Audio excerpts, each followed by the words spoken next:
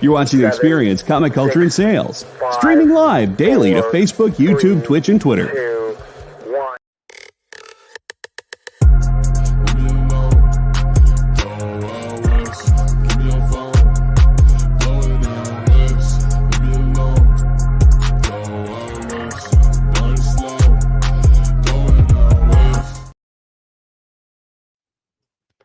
Hey, what's up, everybody? It is Christopher, a.k.a. the Bronze Age Nerd, and Bigby McFly, the comic guy. And we're coming at you from the Best Coast. That's right. This is Best Coast Comics. We have a really important topic we're going to talk about tonight. That's going to be the meat of the show, something that goes to the very foundation of why we started doing this show. So I think that you guys are going to enjoy that topic, or at least hopefully learn something from it. But before we do that, I want to make sure that we say hi to everybody who's here early in the chat, so we can, say hi to everybody else who comes in later. We love that too, but we want to say hi to all the people that were here bright and early, including GT Geek Comic, who probably let this comment, I'm guessing, on all three channels. If you don't know, we're streaming over on Bigby McFly's channel. We're streaming on my channel, Bronze Age Nerd, and we're streaming over on the EXP, which is a great network that I recommend going and following, subscribing. I also recommend going and subscribing over on Bigby McFly's channel as well. I just want to give him a quick shout out too, because I found out he just got monetized, right? I did. I had a video that went crazy. No, that's awesome. He was sharing his progress with that. I am so excited for him. Talk about positivity. I know that's a milestone that a lot of people that do content creation here in the comic book space or YouTube in general really look forward to. So huge congratulations to you, Bigby. That's really awesome. I'm super excited to see that. Yeah, stoked.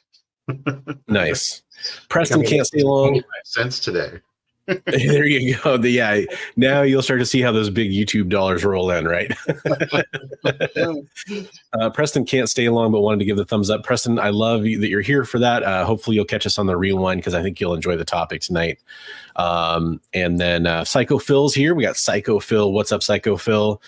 Comic Trip says we're going live. We are going live. We are going live out west here, along with Comic Trips, who, by the way, had a show earlier today, the Weekly Spinner Rack. He did it looked like a great interview with the current Hulk artist that you definitely should go check out over on his Pros and Cons channel. Highly recommend checking that out. He does an awesome show over there.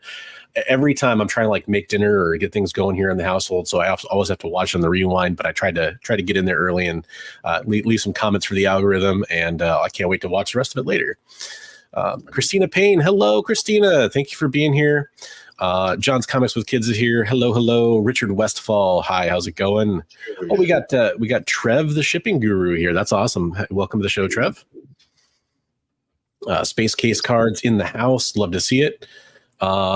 Well, I mean, maybe that's some maybe that'd be a stretch goal for Heroes for Heroes. You just don't get to see behind the curtain when we're, in between. I like it. I like it. Jay is holding it down behind the dials and the switches back there, and we appreciate that. Garth Wong, welcome. Let's see. Is there anybody else that I missed? Oh, hey, Derek. We got Derek here. Hello, Derek. Hey, Derek. Lyle. What's up, Lyle?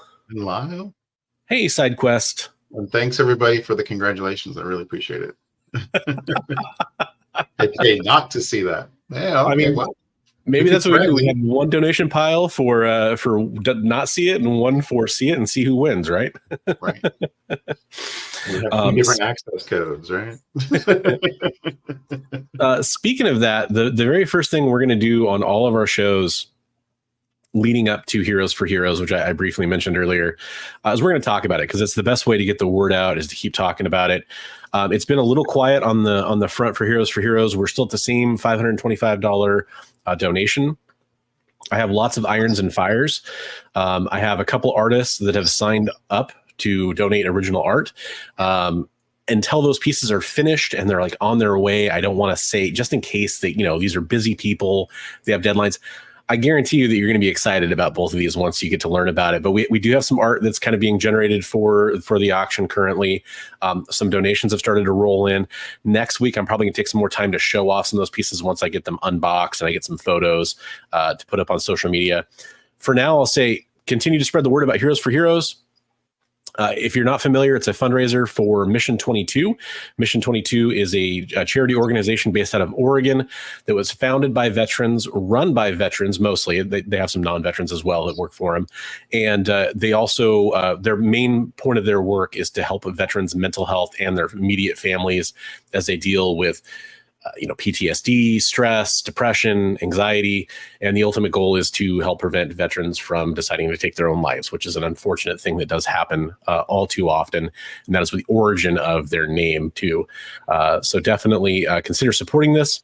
If you want to help with the actual Heroes for Heroes campaign, one thing you could go do right now is go follow at Heroes for Heroes, the number 4, Comics, Heroes for Heroes Comics on Instagram, where you're going to see a lot of posts and stuff that's generated for Heroes for Heroes. So we would really appreciate that if you would do that. Remember, we're basically in October now, so mid-November is when the auction's going to happen. So definitely wanted to remind you about that. And at the same time, there's another fundraiser that I think we would be remiss in not talking about here at the top of the show when we have you all paying attention. And that is another cause that's extremely important to us. This is the cause to keep Jen reading. Jen is, by the way, Bigby just did a video on this too. Do you want to talk about that video real fast, Bigby? Yeah, I just did a short video. Really the emphasis at the beginning. I'm not putting my face in this. This video isn't about me. It was just talking about Jen and the struggle she's going through, and asking people to help, and reaching out anybody who is a creator, Instagram or YouTube, make a video, long or short. However, I mean, Richard just did one on Instagram. Nice. Short one. Yeah, it was great. And thanks, Richard. That helps. So I mean, just getting people aware of what's going on. Yeah, absolutely. And yeah, so speaking of that, John, and I know you supported our auction last year. I just want everybody to know that the link, which I will paste both links in the chat. I actually neglected doing that here. Let me do that real fast. This first one is for the Mission 22 fundraiser. That does go directly to Mission 22. It's not, we're an official charity fundraiser partnered with Mission 22. So that's actually through their website. It's just like a portal for our particular fundraiser. 100% of everything you donate does go to them. And then this one is for Jen. So this is her GoFundMe that we just pasted in there. And that's that link right there. It says keep Jen reading. It's a really easy one to follow there. So go check that one out too. For those not familiar, Jen is a content creator and comic book collector. She goes by Comics Will Break Your Heart, is how you'll find her, like on Instagram. Definitely go give her a follow. And she's been dealing with a struggle with cancer for over a year now. It has definitely been hard. Both Bigby and I have had the pleasure of speaking with her and meeting with her, and obviously both care deeply about this cause, and we hope you do too. She definitely needs the help right now. So if you're able to spare anything, please do. We got to have a meal with her, actually, the first time I met you. Yeah. Have a meal with her. So yeah. Yep, absolutely. We got to share some time there, and then also at the Frankenstein Comic Swap, which is another one coming up here pretty soon. Be great to see her, but I don't know if she's feeling up to it. Hopefully, I mean, fingers crossed. It's a possibility. I've chatted with her about it a little bit. Yeah, I mean, if for no other reason, I mean, I always love seeing her. I hope to keep seeing her these things for years to come. But if for no other reason than to get a chance to maybe help, post some stuff about it again too, and kind of get awareness going some more would be great. I promised her that I would buy her a Julius, whatever flavor her heart desired. So really, that's all you really need. Hey, hello, still only 35 cents. So welcome to the show. Yeah, absolutely. And I feel like, this is stuff that we were going to talk about regardless of what our topic was tonight.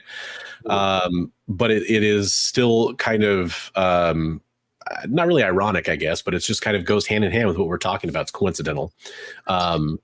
Because something like, I know we're trying to ramp up for Heroes. Like, I just inquired with my work about donating, and they donate to things that have to do with veterans. So if you guys inquire with your work, a lot of times they donate charity, like businesses donate to charities for veterans. So hit them up. Maybe we can blow the lid off this thing. Yeah. Well, and I guess I'll switch gears back to that real fast because I've had some people ask recently, what are the ways you can help? And I'll just give this little quick speech about it, if you will. Yeah. My number one thing is I'm trying, because of the turnaround time with artists. If you know artists that are willing to donate art or are out there, and you're an artist maybe thinking about doing it, we want to talk to you now because basically the shipping deadline should be by about Halloween. Honestly, sooner is better, but that's a safe enough time to get everything into hands so we can promote it and use it to help kind of generate buzz about the auction. The second thing is we need comic books, and we need people that are willing to donate like key comic books or cool little runs or signed items or slabs, that kind of stuff, celebrity memorabilia, those kinds of things. We definitely would love to have that as well. Mm-hmm. But on top of that, we need folks like you watching either now or on the Rewind on any of the channels we're streaming on to spread the word. And part of that would be like doing like what Bigby's talking about, maybe going out to businesses that, you either work for or are acquainted with and saying, hey, are you looking for a tax write-off or for a great donation? There's this awesome thing, it's something that's not going to get the same kind of press as probably a lot of other bigger charities. So maybe that's a good way to pitch it to them and say, hey, there's a really great cause we can support. And it's coming up, mention that it's coming up around Veterans Day. It's very timely in that sense. So maybe that would help. Mm-hmm, mm-hmm. So, sure. But yeah, so we do have some news to talk about. So I think we should kind of quickly hit the news and then we can kind of get into our topic, right? Does that sound good to you, Bigby? Yeah, let's do it. There's not a lot of big stuff. So let me paste this link in here. And this is kind of, honestly, this is something I thought was really cool. This is at bleedingcool.com, and this is about Transformers number 13 sold over 100,000 copies to comic stores. That's pretty cool. I mean, maybe it's kind of sad in a way, like depending on how you look at it, because it used to be that most comics would sell over 100,000 copies. But hey, and today I'll take this as a win in today's day and age. So I've been really enjoying this. I think I'm on issue like 7 or 8, I think. He's seen better days.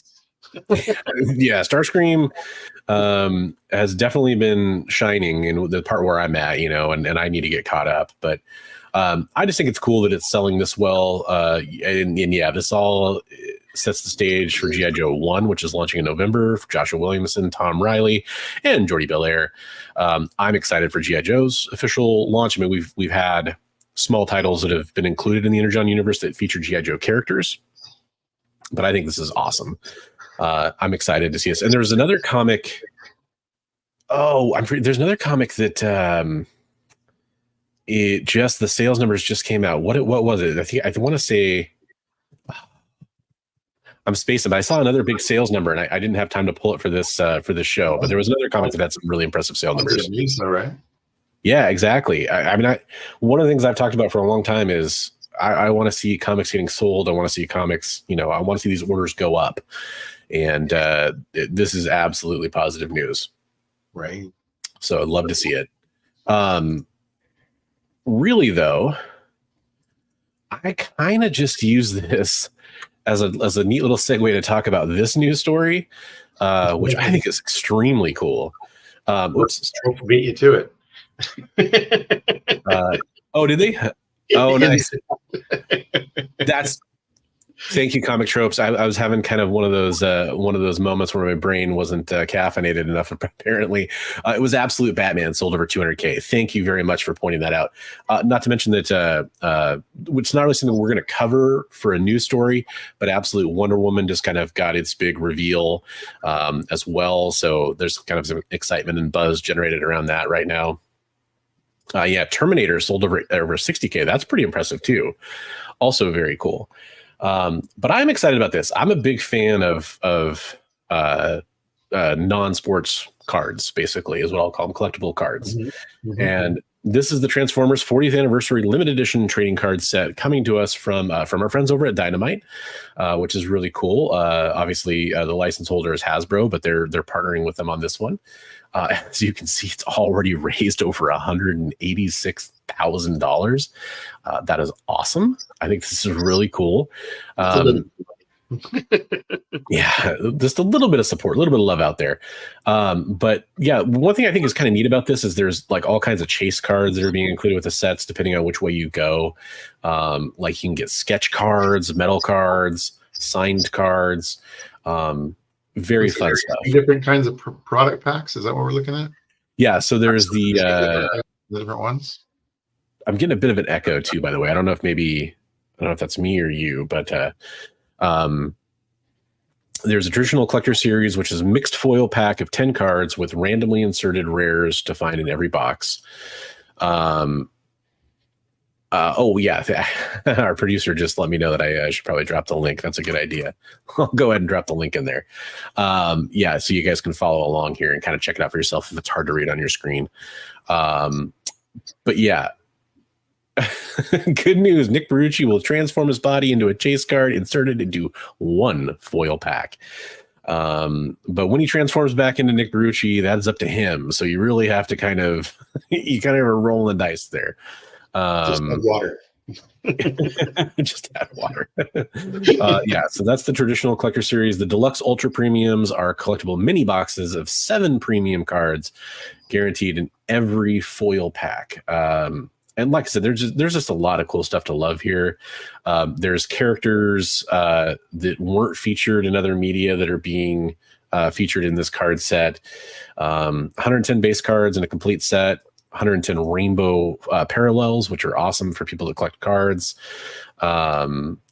6 creator art cards from Bob. I tried to read his last name first. Bob Budiansky, and 6 creator art cards from Simon Furman. 41 of a kind, unique single print cards. So I mean, there's something in here for everybody. There's the trading card binder that you can go for as well. Uncut card sheets. This is just awesome. I think we're past the initial there was an early backer reward where you got like a 5x7 thing. I think we're past that point, but hey, maybe if you back it now, maybe you beat it under the buzzer there. I can't remember exactly when it launched. But I think it's really cool. Something worth checking out. So yeah. That's cool. I love the original packaging art, yeah. Oh my gosh, dude. I just have so much nostalgia for kind of the cube grid kind of art style or whatever from those boxes. Right. Like every time I saw one, it's just an instant association with happiness. Right. Right. Yeah. So honestly, you know what? I'll leave the last couple news stories. They're not really that big of a deal. Like, one of them's, I'll just tell you what they are real fast. One of them's about Bo DeMaio talking about what his Raid, the movie Raid, his script that he was going to write for Blade, what it would have been like. It's not really a news story as much as it is just kind of fun, but basically he would have done like a Raid style Blade script. I mean, there's really all there is to say to it. And the other thing I'll leave just in case we wrap up early because it's more of a discussion point. Because I think it could kind of create some fun discussion. So I'll kind of tease that we do have some stuff to talk about at the end here. But I really want to get into the meat of our conversation here. Yeah. If you get enough foil cards, you can transform it into Energon cubes. I love it. Let's see. I just want to make sure I didn't miss anything else in chat here coming through. I love that he actually was able to do the sound effect. That is pretty cool. Yeah, they would. Yeah, that's a good point. They'd make good gifts for people too. And I know it is print to order, so whatever is ordered, that's what they're going to print, which is what that means. If you were always wondering what that means, so yeah, basically this is your chance to get them, which is pretty cool too. I think that's really neat. I collected those ones in the '90s that had the rounded corners. They were similar. The packaging art, and they did them for G.I. Joe too back in the 90s. But, my fingers are crossed that, obviously, I think reading between the lines, I have no insider information on this, but I imagine if this does well, we could hope to see like a G.I. Joe set down that would be awesome, right? That would be really cool. I'm not saying I in no way know that would happen for sure, but I think that's just We can something always that go. could easily happen. Yeah, it would definitely give them some ammo to go to the negotiating table with, right? We have some positivity. Yeah. Oh, hey, you know what? We got a couple minutes before we take a break, and we have a super chat from this awesome comic YouTuber named Comic Tropes. Let's use this as a palate cleanser before we dive into our topic. Let's answer this question. Okay. Bigby, why don't you go first? Okay, so in high school, all my friends called me Bigby, and Bigby, and because my actual name is Brian, and there's also a Dungeons and Dragons character named Bigby that a lot of spells are named after. So I kind of like, oh, Bigby, that's kind of cool. And then I'm friends with Comics with Bueller, and a long time ago he told me I should start a channel and we do stuff together. And so I was like, well, McFly and Bueller, that'd be kind of cool. I mean, that I've only been a couple times, did a couple things with Bueller, but that's where I didn't want to use my real name. So Bigby McFly, the comic book. Nice. For me, everyone assumes that it's because I like Bronze Age comics, which happens to be true. I do like Bronze Age comics quite a bit. And really what it was is I was coming up with a channel name and I was like, man, I want something to do with comic books that isn't only about comic books. Like I intentionally decided not to have comics in my name because I was like, well, I do want to talk about some other stuff like movies and games. And I ended up really focusing on comic books. So as it turns out, I probably could have just stuck with something with comics in my name.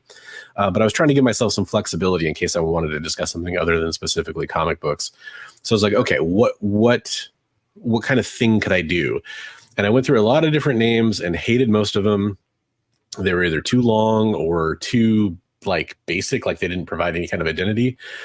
And I'm like, okay, well, I'm a nerd for sure. And I like to collect, like that's a nice Silver Age key. That's a nice Silver Age comic. That's a nice Copper Age comic, right? I was like, well, I was born in the Bronze Age. So I guess I was right at the very end of the Bronze Age, I might add. So I guess I'm a Bronze Age nerd. And that's what I came up with. Do I constantly want to change my name? Yes, I do. Because I learned way after the fact. Like I did some searches and stuff like that. Way after the fact, I searched around and looked for bronze comic channels. There are tons of comic books that have bronze. There's Bronze and Modern Gods.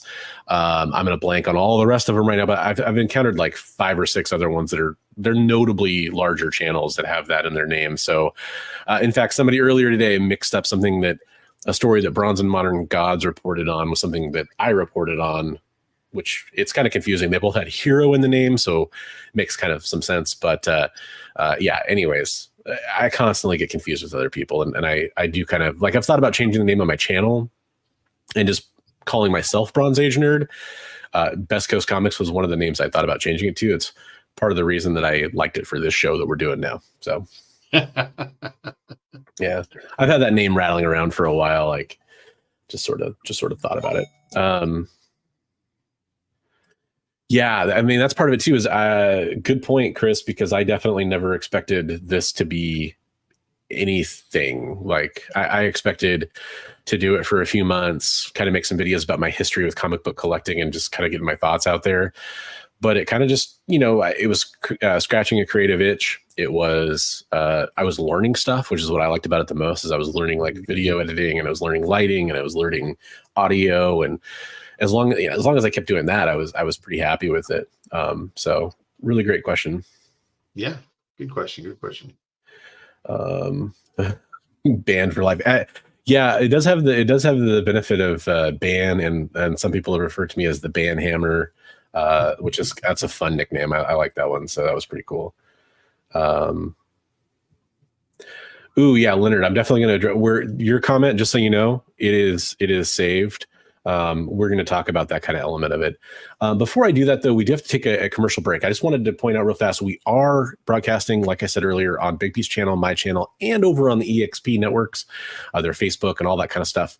And one of the things they do over on the EXP is they do sponsors. So they have sponsors helping to promote their stuff, and they also sponsor and promote their own shows. I think some of those shows are really amazing. I find myself watching the EXP quite a bit, actually. So why don't you guys check out some of the ads for that? And in a couple minutes, we're going to talk about positivity and negativity in the comic book community. See you back here in 1 minute. Live from New York. What? Oh, sorry. Live from Cleveland? It's Friday night? It's Friday Night Live! With Nancy McCann. And Ricky. And sometimes Carlos. And featuring boxes and boxes of rare comics. Unique collectibles. Lots of smiles and conversations with new friends.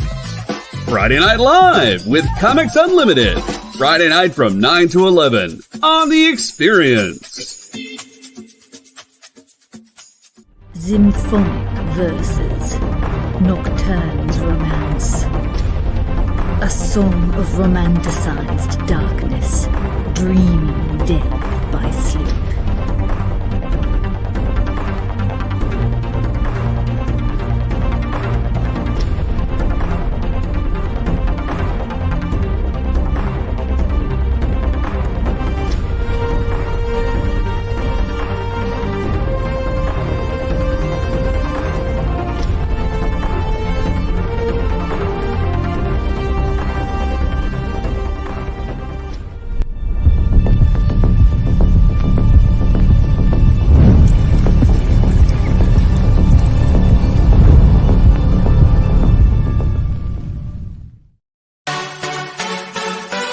It's not just what happens when you have too many energy drinks anymore.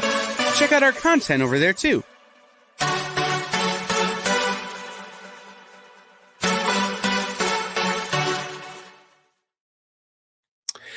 Hey, welcome back to the Best Coast Comics. Once again, I am Christopher, a.k.a. the Bronze Age Nerd, and this is...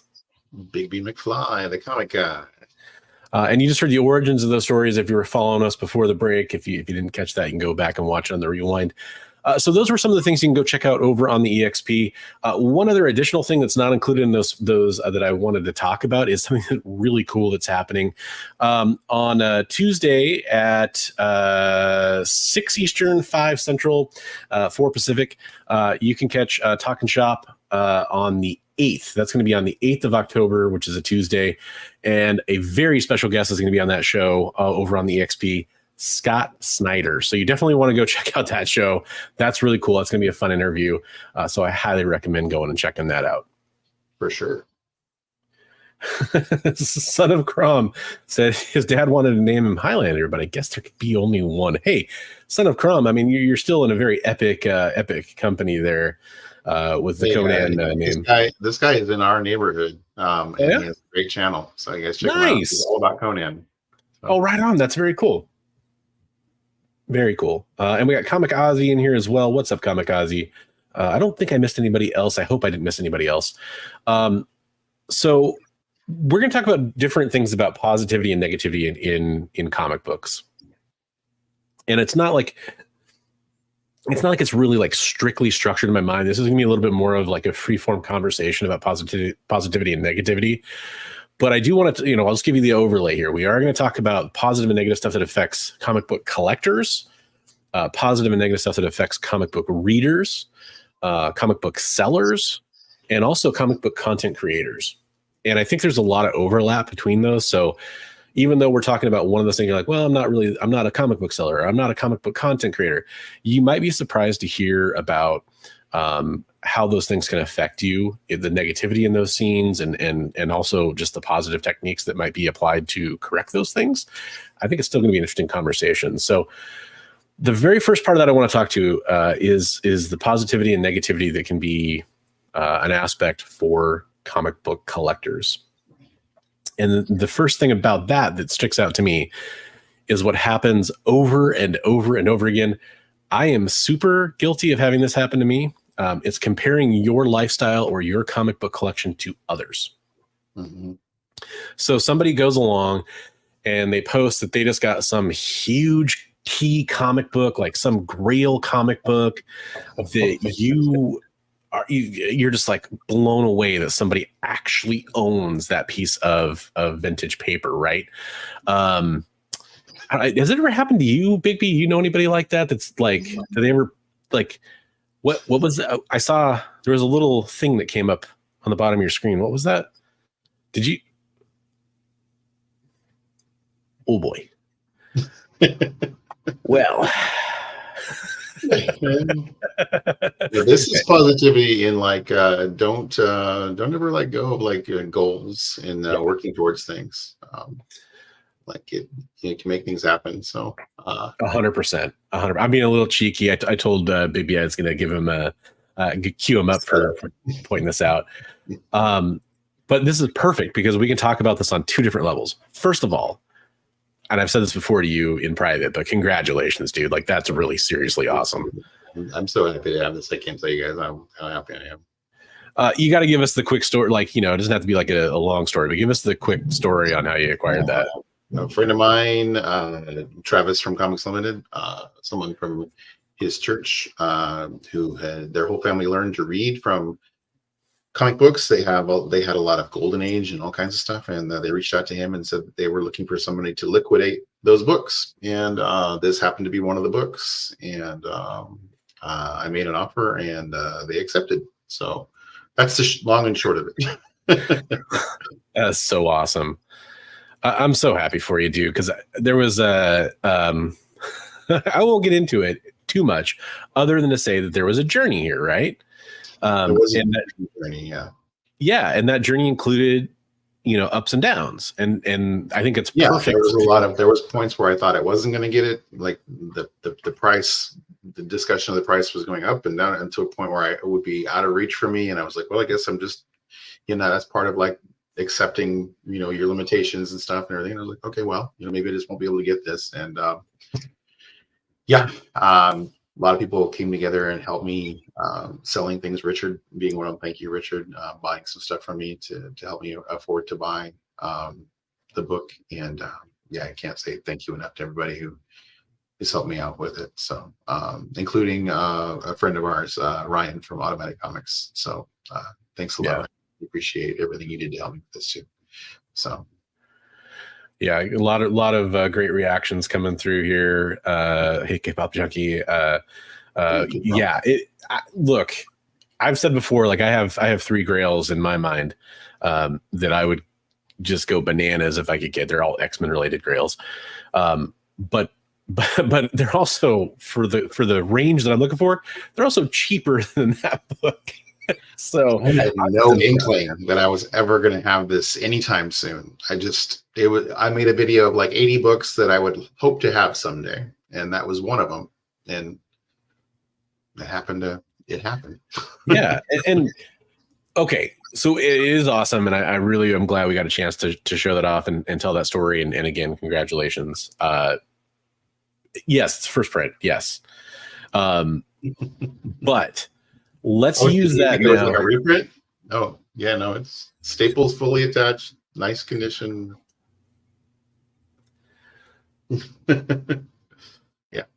Original printing. That is fantastic. No pun intended. But for those of you who don't know, I'm getting over being sick, so I kind of have to do that weird laugh. Otherwise, I will start like actually coughing. So I know that's kind of a cheesy laugh, but yeah, so let's talk about this a little bit. So to accomplish something like getting a book like that requires planning, saving, in your case, for example, selling. I mean, that's not always a path that people have to take to acquire comic books, but that's one way you can go about it, of course. Trading, things like that, right? Motivation, perseverance, not giving up. I mean, those are all important factors there too. Like you said, you never thought you were going to have it, but you kind of kept it. You weren't sure even when you first learned about it that it was going to be yours, but you had to kind of keep going on it, right? So all those things can be true. And that's just when you're talking about like for me, for example, X-Men 1, huge grail of mine, like the number 1 grail. Right. But if you like, let's say someone like Trav came up with an X-Men number 1 and he said, Bronze, I have this, you have first dibs. Can you focus on this? I mean, that's a huge thing to just kind of like knuckle down and be like, I'm not buying anything else. I'm just Yeah, it's a huge accomplishment, and it requires a lot, but it is something that is an attainable goal in your case. And like you said, you didn't think it was. And I think that's kind of an important way to look at this. So I know Richard made a comment earlier that I wanted to come back to. And this is kind of the element of this I want to talk about, which is kind of the negativity and the flip side of this. Right. Comparison is the thief of joy. And that is just such an apt thing to bring up here because, for example, you know what? Kamikaze is like, I follow him on Instagram. He sells comic books too, by the way. I highly recommend going and following him on like his whatnots. I bought some comic books from him before. He's a great seller, great dude. He's somebody who's like Instagram I follow, and there's a lot of other people too. That's not just him by any stretch of the imagination, but they'll post like amazing comic books. And in Ozzy's case, like one thing he's done is he's posted like, here's 4 or 5 copies of this amazing comic book, right? And you're just like, whoa. And what can happen, you know, and I think this is kind of the nature of social media in general. Mm-hmm.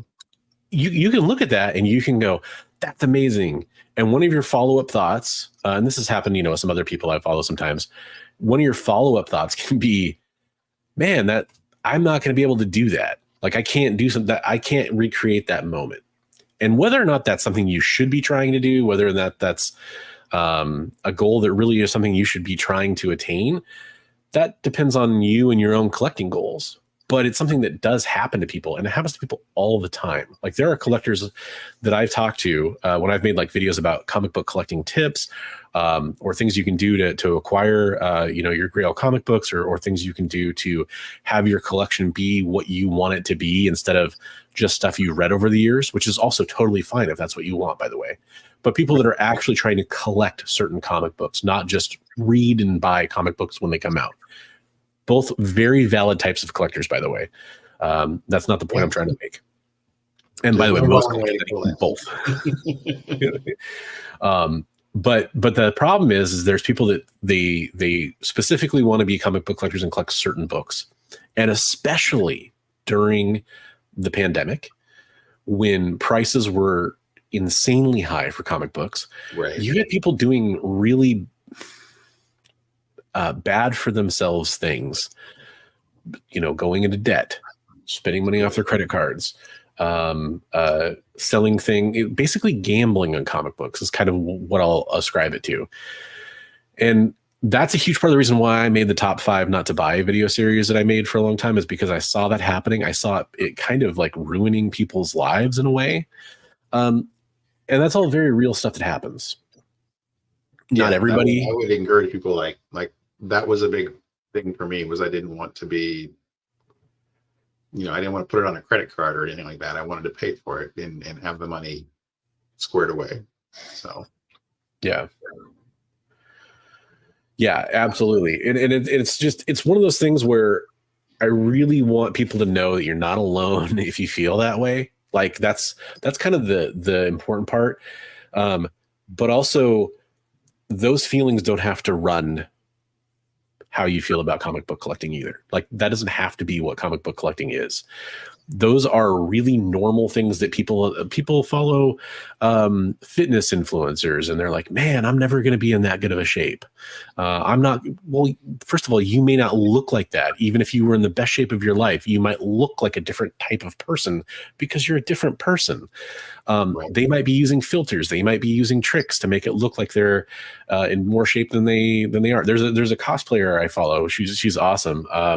Brianna Torres, and she'll post videos every once in a while. She's like, this isn't what I like. These pictures I post, that's not what I look like. Like, here's me 2 seconds before I took that photo. And then here's me, you know, flexing to take that photo.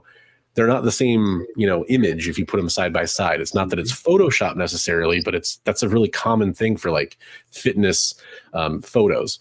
You know, like, for example, like I would look, if I flexed right now, you guys would all be super impressed with what I look like. Right. But I mean, that's the kind of stuff that, you know, people posting pictures of new cars they got. It's that idea that you're seeing the highlight reel of somebody else's life, and you're comparing 10, 15, 20, 30 people's highlight reels. in 5 minutes of scrolling to your entire life. And that's not sustainable or realistic. My wife and I just talked about that, where we're like, and you're watching this highlight reel of people, like either on vacation or whatever. And who's to say that they're not like 5 seconds before they took that little video or that little photo, snarling mad, screaming at each other and go, hey, just a second, let's catch this moment. And then they're like back to it. We don't know what people are going through. It is an unfortunate sign of the times right now, where it's like we see a lot of like false everything's wonderful with everybody in a lot of things that people are going through. We have no idea. So yeah. Yep. Yeah. Hey, Jay knows that's her at, by the way, for the cosplayer I was talking about. Does wonderful cosplays too. Yeah, does a really good job. Richard says your competition is not another person; it's your attitude, your work ethic, and your daily behaviors. Richard, you're so awesome. Yeah, absolutely. I'll never be like Richard. and that's kind of this idea, it's comparing yourself to others can lead to negativity. That's where I see a lot of it. And the other part of it that I see negativity, and this is something I've talked about before in some of my videos, is when, again, we're kind of talking specifically about comic book collectors that are trying to acquire like certain books or certain runs or certain characters, appearances, or certain types of covers, those types of collectors, not people who are just buying comics to read. A lot of times what I see happen, and I know people personally, I know people that have talked to me in DMs, people that have commented on my videos, they end up they chase big books, or they buy a lot of comic books thinking like, these are valuable. This comic book's worth $20 and I'm going to sell it when it's worth $50 and use that to fund my collecting hobby. And you can do that. You absolutely can do that. But you have to be honest with yourself when you're buying that comic book. Are you going to flip it? Are you going to sell it? Flipping is such a loaded term. We'll talk about that a little bit later. But are you going to later down the road sell that comic book if that was your original intention in buying it? Mm-hmm. I know hundreds of collectors that they end up just accruing all these comic books and kind of sitting on them. And they're like, how come I can't get the comic book collection I want? It's a lot of comic book collectors. How come I can't get the comic book collection I really want? But they're sitting on a throne of like paper that isn't, in some cases, a house of paper that isn't really what they actually set out to collect and buy. And a couple strategies, positivity, things to think about.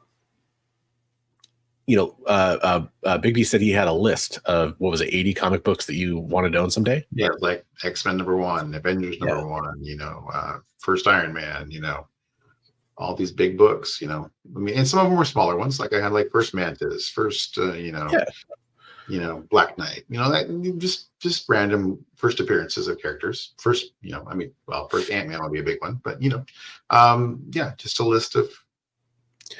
Right, from varying degrees of value, varying degrees, but the point is to hundreds of thousands of dollars. Yeah, and there's lots of different ways to do this, but the point is to look down the road and say, what would my comic book collection look like to where I would be happy with it? Mm-hmm. And I know that sounds really simple, but a lot of people can't do that. And right. And a lot of people that start to do that, they start to realize something. It's not what your collection that will look like in the end that will make you happy.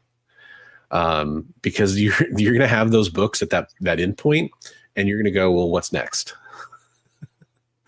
What's next? Right. I was immediately, as soon as I got that FF, I had some irons in the fire for some other big books. I was like, what is wrong with you? Take a minute and enjoy this book, and don't even. Right. And like before you had it, I bet you said I would take a year to enjoy this book, right? Right. Yeah. Not a minute. And that's the thing. That's the dopamine hit of like, I've acquired this thing. Okay, what's next? Right. There doesn't have to be a what's next, but the lesson that is, if you're that kind of person, it's not about the book. It's about the journey to get the book. Right. And so I would say like not just your personal journey, but your journey with the people around you. Like hanging out with Bronze and with all the guys that I've been going to conventions with, and my friends, and talking to people on Instagram, and selling the books to acquire this book and everything. It's part of the journey and the memories that you're making while you're doing that, and just enjoying that journey. Yeah. And that's kind of where I was going with this is think about what actually is giving you happiness. And it's okay to have a list if that's how you want to do it. It's okay to have a budget and say, well, I'm going to spend this much every month or every year or whatever on comic books, but try to stick to that stuff. Try to stick to that, because it doesn't have to be about material possessions.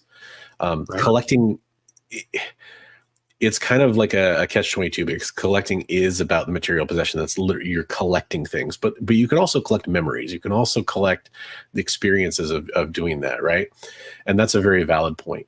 Lots of great comments are coming through the chat. I promise that we will get to them as time allows. Well, time will allow, but we're not going to necessarily stop what we're saying just to read a great comment that comes through. But we're also not necessarily ignoring your comment. So for me, when it comes to comic book collecting, that's kind of some of the negativity that I thought of. And like, those are some of the ways that you can kind of address it, just like that idea again of a collector. Again, we'll talk about readers, we'll talk about sellers, we'll talk about content creators, lots of different things. Is there anything else you can think of, Bigby, when it comes to comic book collectors that you think about when think about either ways that things get negative or ways you can stay positive?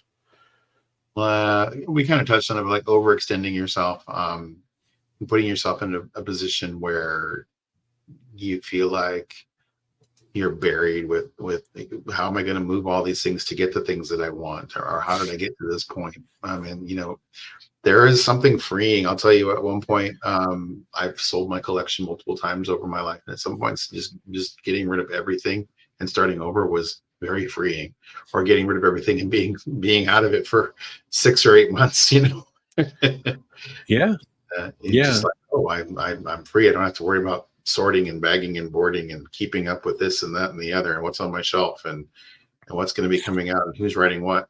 It's just like, okay, I'm free. I can enjoy what I want to enjoy and start collecting again. Hey, what's up, Collector P? Feeling better, by the way. Thanks for asking. Hope you're doing well, and thanks for joining the show. Yeah, that's another thing too that can size of your collection and this was something I was going to mention for readers too. So it applies to both, because readers, I think this is especially true for a lot of readers, because they'll I bought a collection from a reader, somebody who just reads comic books, and he read comic books for years and years and years, the only collection I've ever bought. And he would, so he'd be on a consecutive title for a very long time. And he's like, I read them, a couple of them I reread, but now they're just taking up space in my garage. Like, that's what I did with them. I read them, and now they're just like this albatross of stuff in his garage. Right. So he ultimately just wanted them gone. He's like, some people feel that way about media and stuff. And I've talked to people who are like, you don't go and buy like People magazine or whatever and read it and expect for it to appreciate in value. You just read it and you throw it away, right? Yeah, or newspaper or whatever. But we as collectors of comics, we expect these things to be worth money. For sure. And I think that's and again, we'll get into it a little bit more when it comes to just pure readers, but that problem of accumulating too many comics, there's a couple strategies. And yeah, I've sold my collection. I kept about 5 short boxes, and that was it. But I sold all my long boxes and everything. Part of it was very freeing. Mm-hmm. Eventually some regrets creeped in, like, oh man, I can't believe I sold that. Man, I can't believe I sold that. I can't believe I sold that. But really, honestly, since I did keep the stuff that I liked the most, one thing I learned, that if I'm ever going to do something like that again when it comes to downsizing, I'm not saying I am, but if I ever did do that, I would create like a physical space of like, okay, this is how many comic books I want to have. And I would just like make that a reality. Just pare it down. Okay, well, that's, doesn't matter. 8 boxes, whatever it is. Okay, well, what's going to fill those 8 boxes? And then everything else, bye. Let's sell it. Let's get rid of it. Let's give it to other people. Whatever, it's gone. That's one way you could do that. If the being overwhelmed by a paper empire is starting to be a problem for you, and it really is for a lot of collectors. I know a lot of collectors that, especially when they move, then they start to remember like, oh yeah, I've really got a ton of these things, or it takes over their house. Well, I have something I'll have to show you, but I have a little wooden box that I made in shop when I was in junior high school, and I wood burned a little rainbow in it, and it says comics. And I was like, wow, if I ever have enough comics to fill this box, I will have a lot. This box is like half the size of a short box. Wow. Wow. I mean, that definitely puts it into perspective.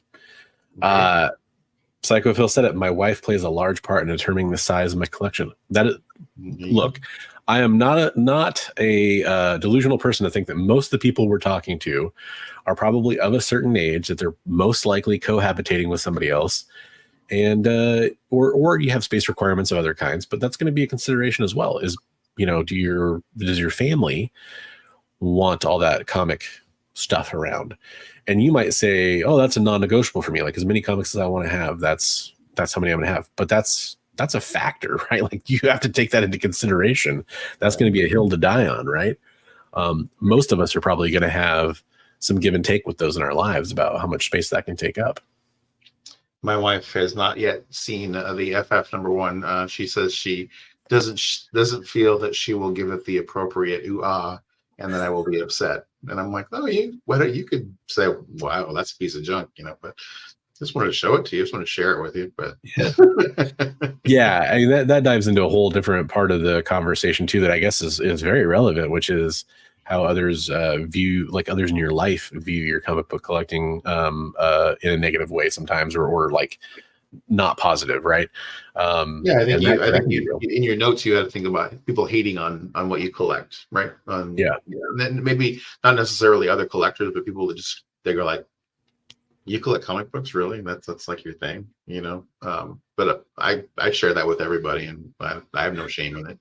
Well, I mean, you and me are both of an age we can remember, and I'm sure a lot of people in chat remember what it was like saying you collected comic books to people. No, yeah, it wasn't cool being a nerd back in the day. Now it is. Now it's cool to be a nerd. It wasn't cool to be a nerd back in the day. Yeah, absolutely. So, Space Case wants to know what's the size of everyone's collection. I'm around 2,500, they think. I think I'm around 6,000-ish, probably. I'm around a giant room. Yeah. Can confirm. So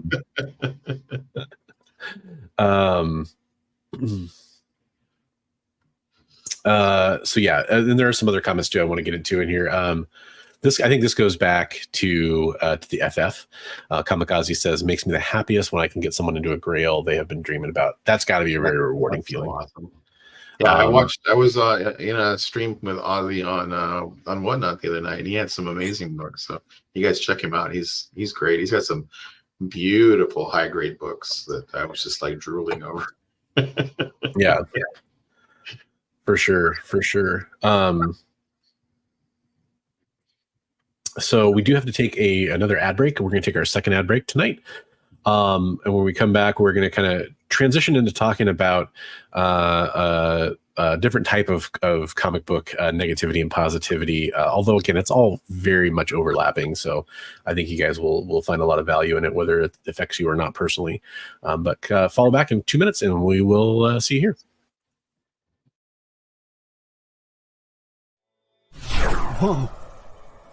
Whoa. Did you miss it? Yeah, they can go by pretty fast. Let's slow down the footage. Welcome. It's time to skim some comics. Miles Morales Spider-Man, I will just tell you that Miles is very important in his role as a vampire. So it's fine. If you like Hercules, read it. If you don't like it, don't worry about it. It's fine. The art is still stunning. There's a panel, little spoiler, there's a panel in this where Chitauri first hits Lion-O, and he is the best "did she really just hit me" face I've ever seen put in a comic book. Wow, live reviews of new comic books so you can be ready for New Comic Book Day. What is this? Oh, I see. It's Minute to Skim It. Part of the experience.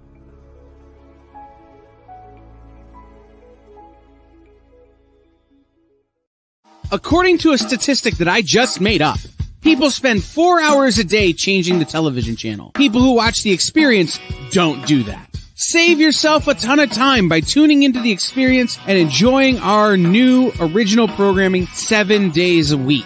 And then tell your friends. Think about the money they could save on batteries in the remote alone, just by tuning into the experience. Find out more by scanning the QR code below. In a world where you hit like and subscribe on our YouTube channel, that'd be really great. Thanks.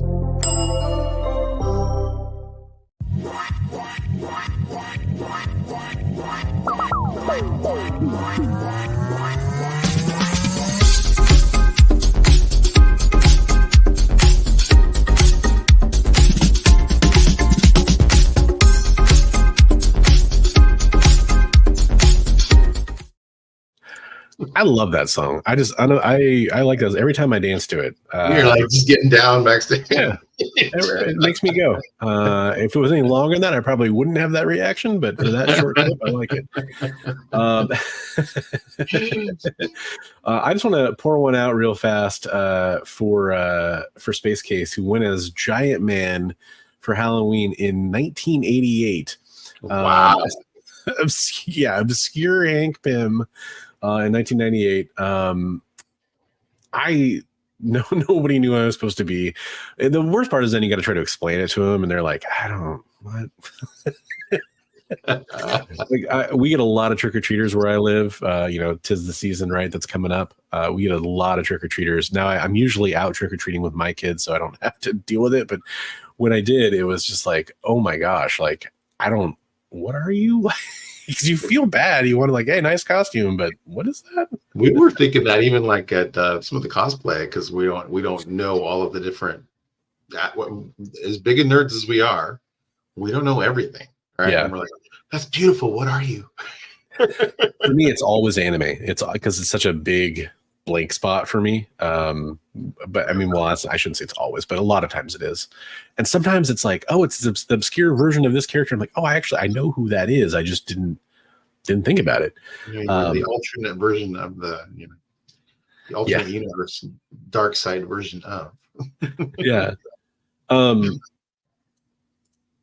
see. I want to make sure if any of these other comments that I had saved are relevant to this part of the conversation. Jay, don't you dare put picture in picture. No.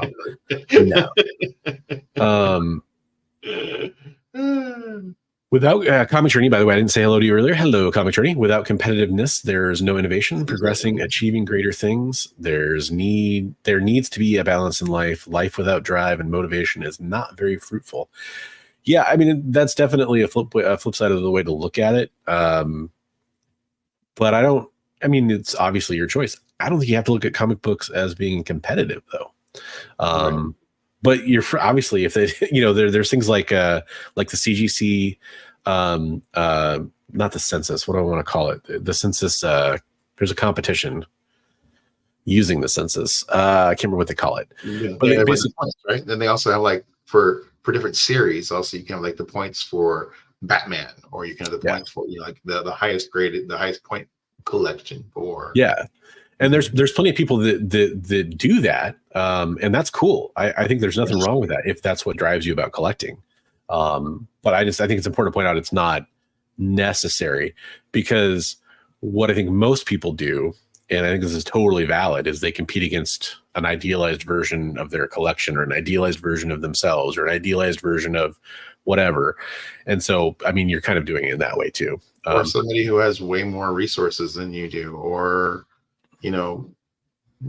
just, as long as you're happy in the competition and the drive that you're trying to accomplish, then sure, just but don't make it where it makes you happy. Yeah. Leonard says, my collection has ebbed and flowed over the years. Trading and selling with friends or a comic shop, the thrill of the hunt. And that's that. I think a lot of us can relate to that, Leonard. And that's a really great point. Something I wish I hit harder, Son of Crom. I would rather give them for free to someone that truly wants them and appreciate them. I think I mentioned give them away, but yeah, there's a big movement in our scene, kind of, if you will, like AOKs, right? Like, somebody's going to love that comic book. Well, go ahead and give it to them. If it's something where you're like, I want to downsize this and I want to make somebody else happy, that's a great way to do it. I sent a bunch of stuff to who was it, to Hollia and to some of our friends that we were on a live stream together, and I was just like, "Oh, you like that? Here you go."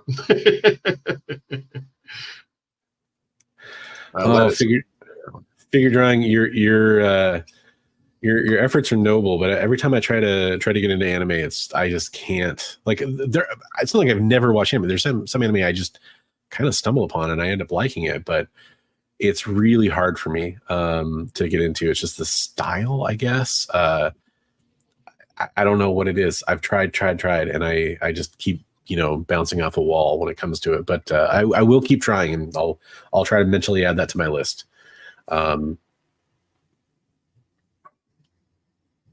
Was that I sent that little clip to our group the other night, and it was like, "Hey, I've got a great superhero story that's like years in the making," and it was started off with My Hero Academia, and then it goes, "Nah," and it was Cyclops and the X-Men.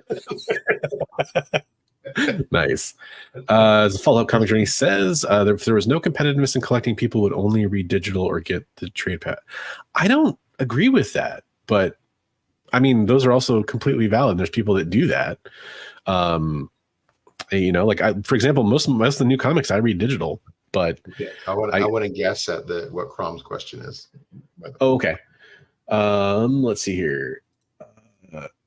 Could you please tell us your other two grails besides X-Men 1? Oh boy, maybe you forgot. I got one. One is First Juggernaut, right? Oh, okay. So you don't know.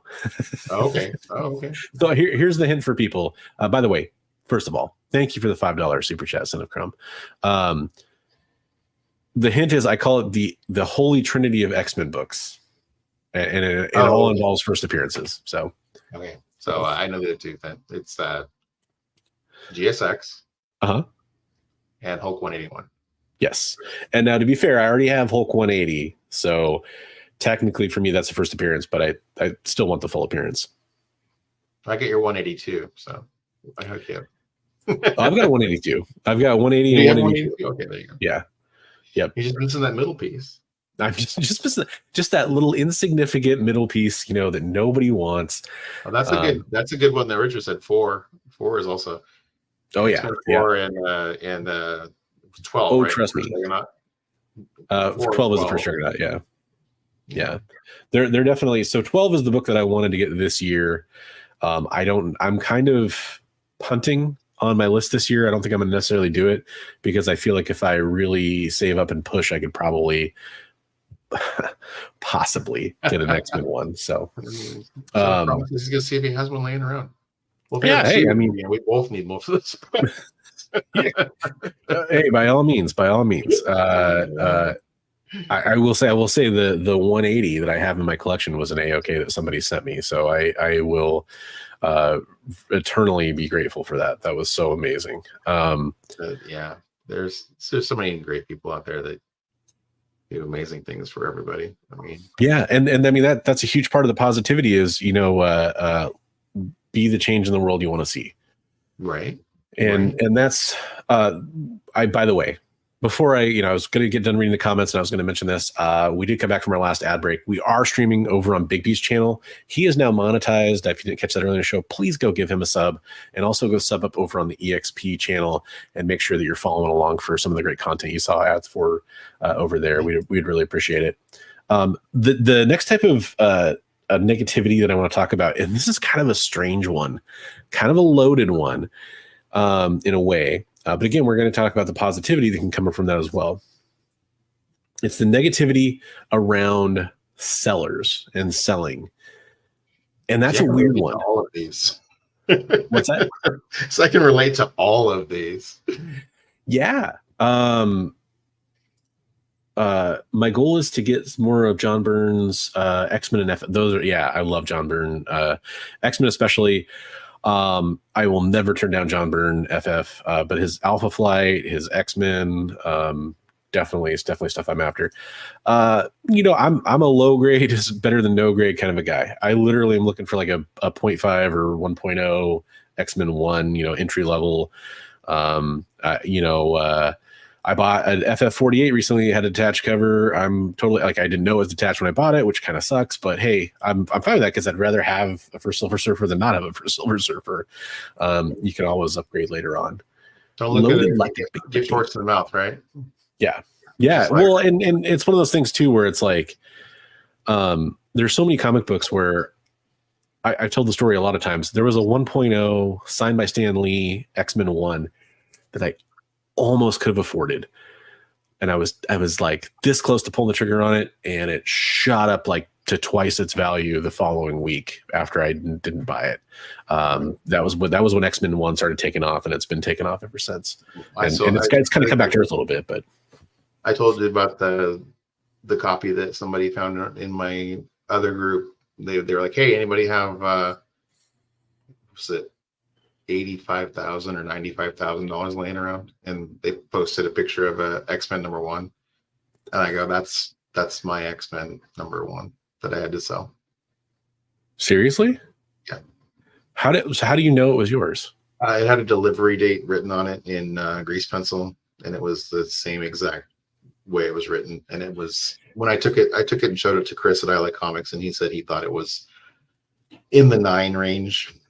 Wow. And I had to sell it back in the day. So yeah, that's a soul killer right there. Yeah. Well, and I don't think I can even come close to relating to that, but that definitely is a real issue. It's,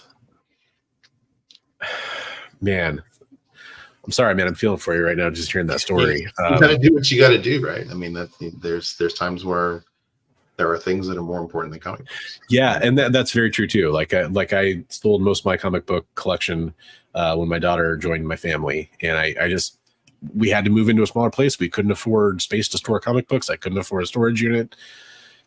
They just had to go. And like I said, for the most part, it was kind of a freeing thing once it finally happened. But there's a lot of comic books that were in there that took off over the last few years that I definitely could have made up the ground to buy an X-Men 1 if I'd kept them all, not to compare to that story, because that's definitely in a different league. Mine was a collection accrued over 20 plus years ago in 2 comic shops, and it was almost all Silver Age runs, really nice stuff, and then it had to go. Yeah. It's the kind of stuff like that makes me happy in like a karmic sense, to see you get like that FF1, man. Like, I mean, I know that doesn't make up for it, but I just, it's one of those things where it's like, I think things balance out. Yeah. Right. The scales eventually, you hope they kind of do find balance. Yeah. But and like we said, more important than the books themselves are the journeys and the people that we meet along the way, and how they weave themselves into that tapestry of our understanding of that book and what it means to us. So like, some books that I have that are not worth a whole lot, but they mean a whole lot to me. So I mean, just because of where they came from and how they came to be in my collection. So yeah, and a couple great points there, and one of them too is the other way I look at it is you wouldn't be where you are now if certain things hadn't happened the way they'd happened too. And right. I mean, I think some of that stuff is truly great. I'm just, that's still something I know is going to sting when you think about it, for sure. Well, you got to either move on or don't. I mean, if you don't move on, then you're just going to dwell on it and be depressed forever. I mean, let's move on. Yeah, another great positivity strategy. So let's talk about those dirty flippers. No. Yeah, exactly. I mean, it's something that I've been accused of before. We're talking about comic books selling and how it's viewed. And the anytime this topic comes up, the first thing I have to say is this kind of weird hypocrisy where people look down on people that sell comic books as individuals.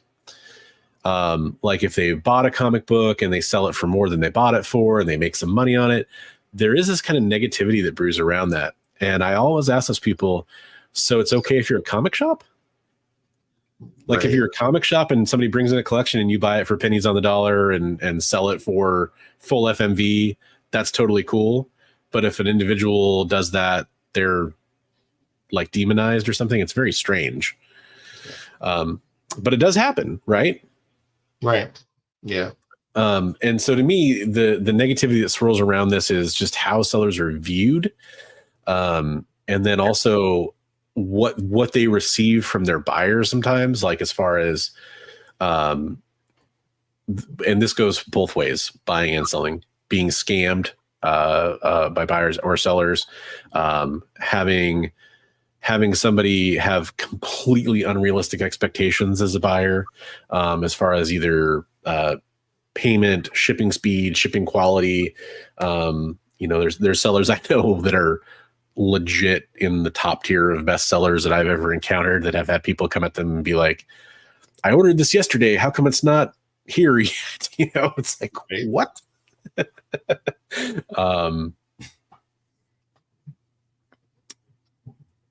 Yeah, and it's just one of those things where it is interesting to think about the and I'm not saying like, anybody needs to cry for sellers or any of that kind of stuff. I'm not trying to just point that out, but what I am trying to point out is that the negativity I see directed at comic book sellers sometimes feels very projected, like kind of a little misguided.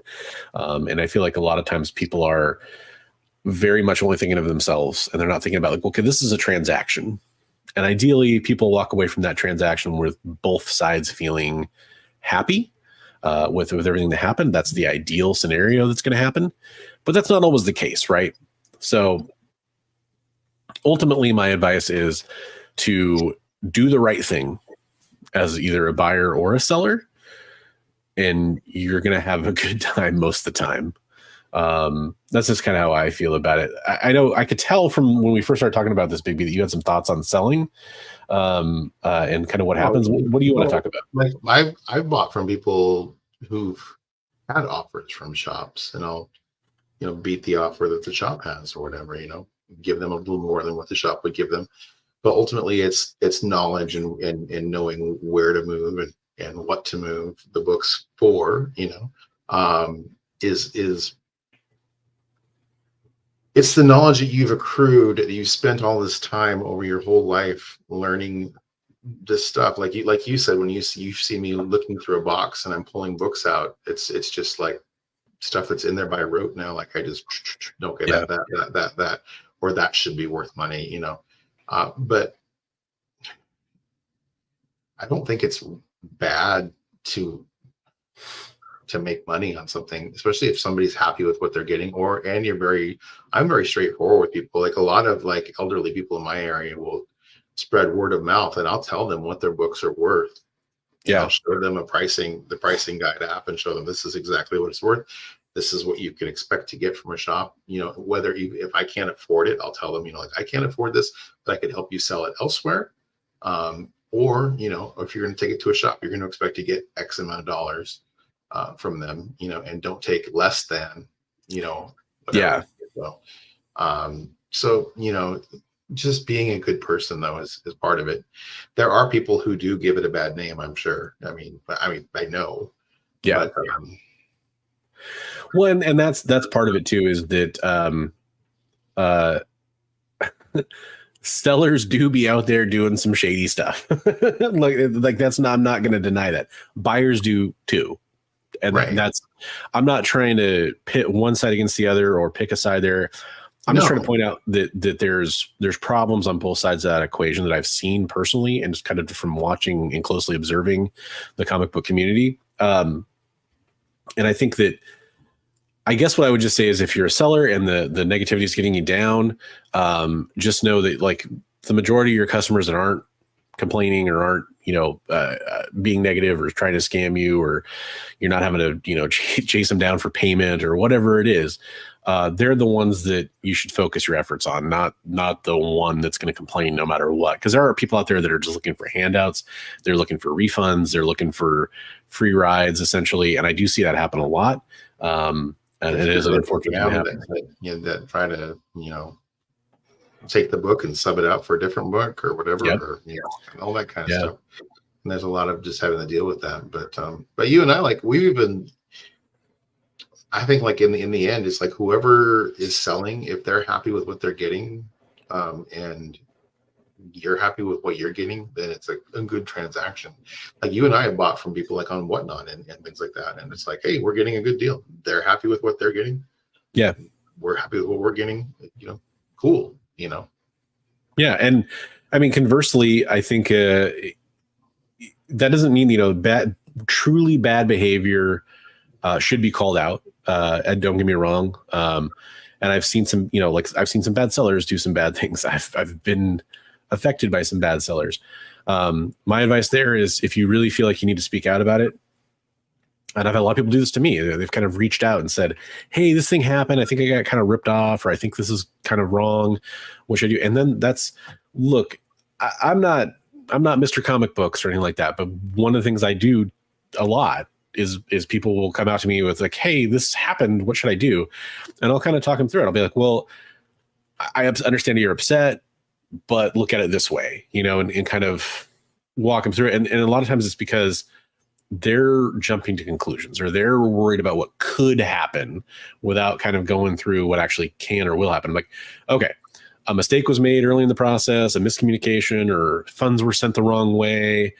In other words, don't use friends and family with somebody you don't trust is kind of what I'm trying to say. Make sure you have buyer protection, that kind of stuff, and approach a certain way. But occasionally I do have real stories come through. It's like, okay, somebody's clearly doing the wrong thing.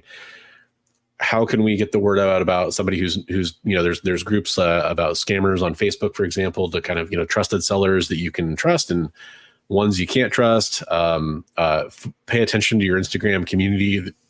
That people are pretty good about calling out bad sellers there. And always feel free to hit up people that are experienced, like Kamikaze or Bigby or myself or a lot of other people, about who you can trust when it comes to buying comic books, or if you have any questions. If it sounds like it's too good of a deal to be true, it probably is. That kind of stuff applies here very much. We had that one Whatnot where we're like, wow, we're getting a great deal. They didn't get shipped very well, so it was too good to be true. Yeah, exactly. So the point being, and I know this is a very heated topic for a lot of people, but I think that common sense really plays a lot into it. And I think that reaching out to other people is usually a good resource, whether that's you're having a problems as the seller or whether you're having problems as the buyer, which it's kind of as a clever way to talk about both sides of this equation. You had a great video talking about like you said, like worrying about what might happen with the fella when you got the damaged books from that auction site. And it all turned out wonderfully for you, but because you took a patient route with him and tried to see things from his side, it worked out really well. So yeah, exactly. It's one of those things where I have a very cynical worldview in general that's built on just my life history, but I also try to be optimistic. I try to look at it. Okay, even though I expect this bad thing is going to happen, I'm going to hope that this good thing happens instead. The majority of the time, that works out pretty well. Hey, what's up, MJ Comics? Another great YouTuber on the platform. Definitely recommend going and giving him a follow. He's been doing a lot of cool stuff recently. Pleasure to see you here. Pond, right? Yeah. From jolly old England, which I'm sure is what people hate when we say if they're from England.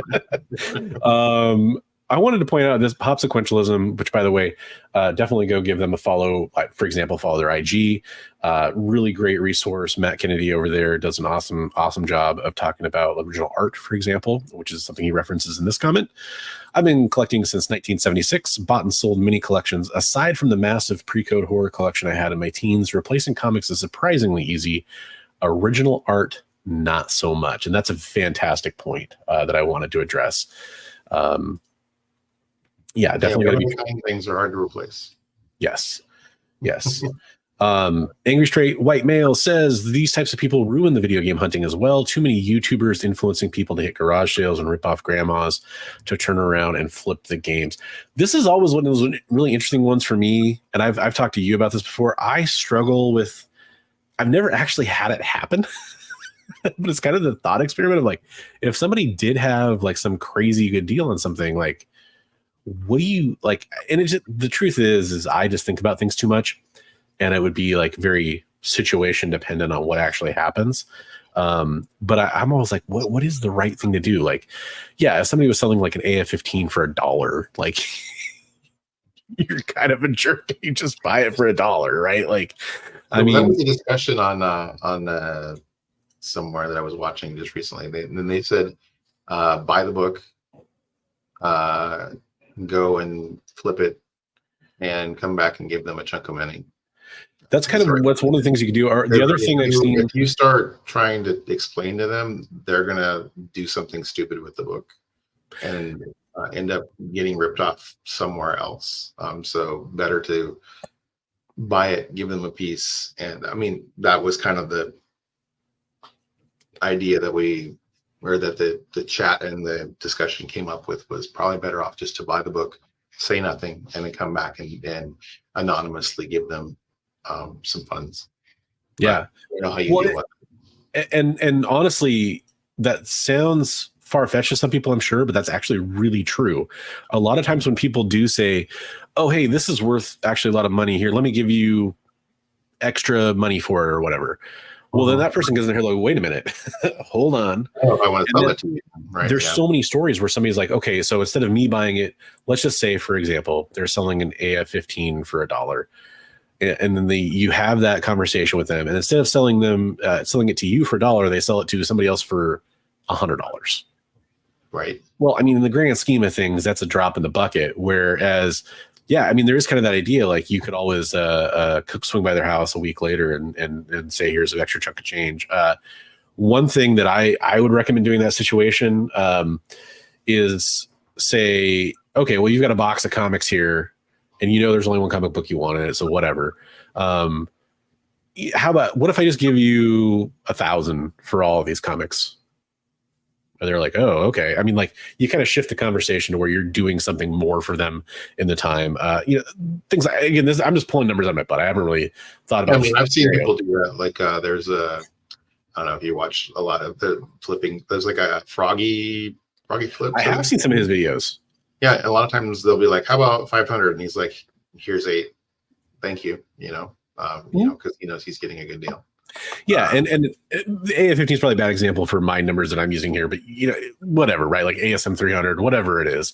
I mean, everybody. I mean, I've seen him catch heat for stuff too, though, where people feel like he's using his knowledge, but again, it's your knowledge that you're using, that you've acquired over the years, to be a tool for you, right?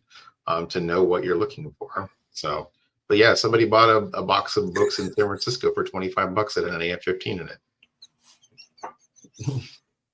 Richard's comments killing me. Negotiate to 50 cents. That, I think you're, I don't know. I give you 50 cents. Yeah. You're a little high on this. It's got a missing page or something. It's got some chipping along the side here. Yeah. MJ says I wouldn't flip the book. I'd be keeping it as a grail book for. Yeah. By the way, if I got an AF-15, well, that's such a loaded, because it's always that thing where it's like, maybe I'd flip it and then buy a lower grade AF-15, or it depends on so much. But yeah, I just think that, like, there's a really good important. Okay, so getting back to the original comment, people ripping off grandmas, don't do that. Don't rip off the grandmas out there. At the same time, I think if you walk into a comic book store, if you walk into an antique store, and they've got something priced, to me, that's okay. Well, that's what you've got it priced at. You're a store. You came up with a number somehow. You could have looked it up. I'm assuming you should have looked it up, and that's what you put it out there for. All right, that's the price. That's just the way I look at it. Right. But like, you'd be surprised. Like, I get people calling me up and ask me to come over and look at the books that they have. And give them an idea what they've got, right? And you'd be surprised, like, if you start explaining to people, like, okay, well, this is in that condition, so I'm going down the list here, the 1 to 10, here's about where your book falls, here's about what it's worth, I need to make some money on the deal too, so here's what I'm willing to offer. And people are pretty understanding with that kind of thought process. Now in AI-15, it's going to be totally different. But like, I had one situation where I was trying to explain that to a fella, and he, you know, I'm like, well, and so your books are worth about 150, so I'd be willing to give you about, you know, 80, 85. And he's like, could you do like 140? 125? And you know, I started looking around as I'm talking to the guy, and the guy was not in the best of health and everything. At the end, I ended up giving him 125. I was like, yeah, just give me a good word of mouth to the next person, you know. So yeah, I mean, it's one of those things where I think if you're making a small fortune off a transaction, there's a way to do the right thing. It's going to be so situation dependent. Depends on but feel things out. Like I said, like that guy was, I started looking around and I was like, man, this guy's not in the best of health. He's got a lot of things going on. You know, it's not going to hurt me to give him a little extra right now and just get these books, and I can move them for, I can at least break even on them, and you know, he'll say something great to me about the next person. So. Yeah, and I think that I definitely fall more on the side of if somebody looks like they're out of their element or they need some help, I nicely, politely offer help. You know, I offer to like, hey, you know, do you guys need some help with you know, figuring out where to price these, that kind of stuff. Try to be a resource for people, and for multiple reasons. There's ways in which that is just the right thing to do. It keeps people feeling like there's a positive image about comic book collectors instead of a negative one. And frankly, it can benefit you too. Like, you know, because that person will remember you down the road. Like, oh, you know what? I have these other comic books. Maybe I should talk to that guy. You know, like, come home from work and had a phone call waiting for me. You know, hey, I've got these comic books that my grandmother had. Can you come take a look? You know, so and so who knew so and so referred me to you. Okay, I don't have like signs or anything out. I don't have anything on the internet advertising that I'm buying comics. It's just like word of mouth, right? So 100%, and it is just one of those things where I think it is. You know, Comic Journey had a comment in here earlier that is very true. I guess probably scroll up and find it. A lot of the negativity has to do with a lot of bad sellers giving the rest a bad reputation. And that's kind of the inverse of what I'm talking about. And when I say things like, you know, be the change in the world you want to see, it's a cliche, but you know, try to behave professionally out there is my best advice for people. How would you want somebody to be treating your grandmother, right? Exactly. So we do need to talk about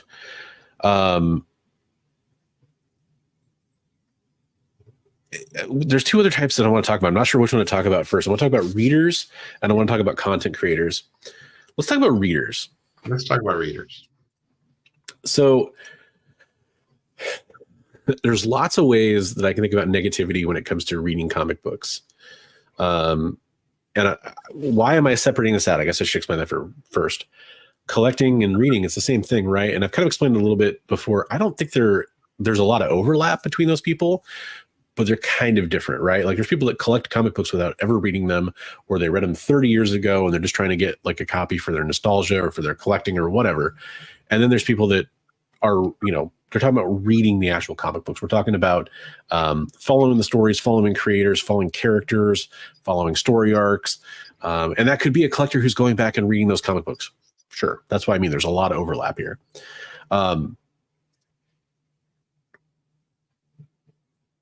But when it comes down to the negativity around reading, this could be the most negative aspect in a lot of ways.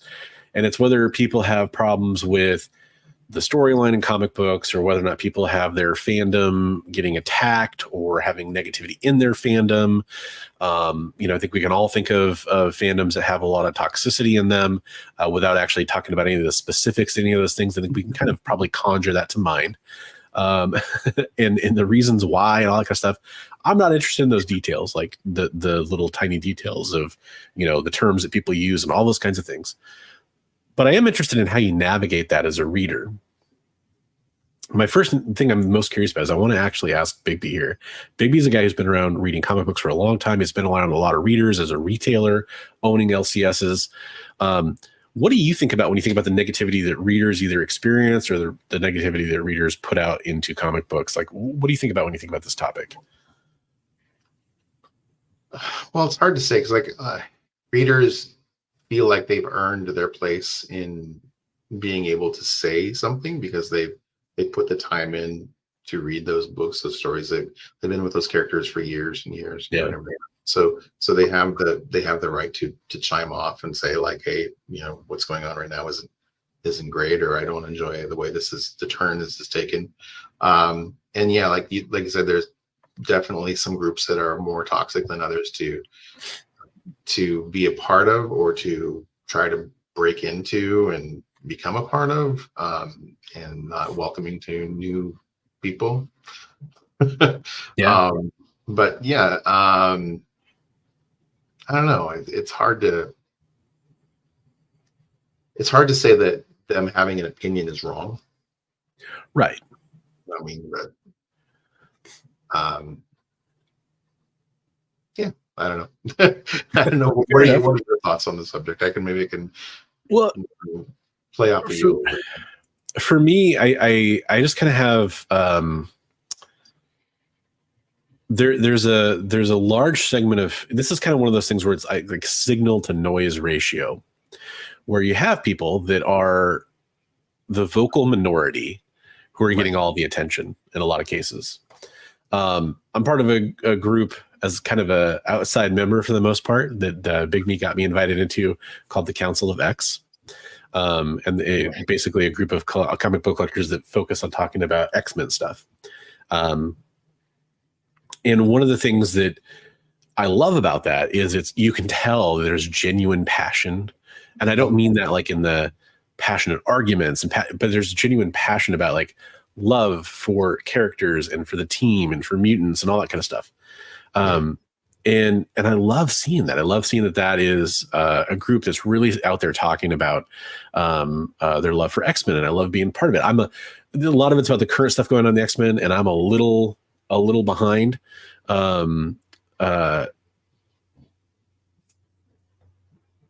Okay, trying to get caught up with chat here. I don't know exactly what's going on, but I feel like I missed something. Somebody's their picture. He's no shirt. Oh, okay. Everything's so the profile pics on my screen are so small right now. I can't really tell. So it is one of those things where it's great to see, but for every like I said, it's the vocal minority that's getting all the attention. For all the people out there that are talking about that, there's people out there chirping and saying like, oh, I don't like this about the X-Men, and some of those complaints are totally legitimate, totally fine. And some of them go beyond like the realm of just like not liking the story and having problems with it. They can go into the realm of feeling like people are entitled to have their opinion mean more because they've been a fan for so long or whatever. Not recognizing that they're talking to people who love the story and they've been a fan just as long as they have sometimes. Right. So it's that kind of negativity. Yes. Thank you for commenting on that, Richard. Is Colossus Collector the originator of the group? Yes, he is. Oh, okay. I didn't know. He has his show is Council of X. He does that every couple weeks. So. Nice. I know I'm pretty much never able to make them, so I definitely want to try. Brotherhood of Evil Mutants draft coming up. Ooh, very cool. Very cool.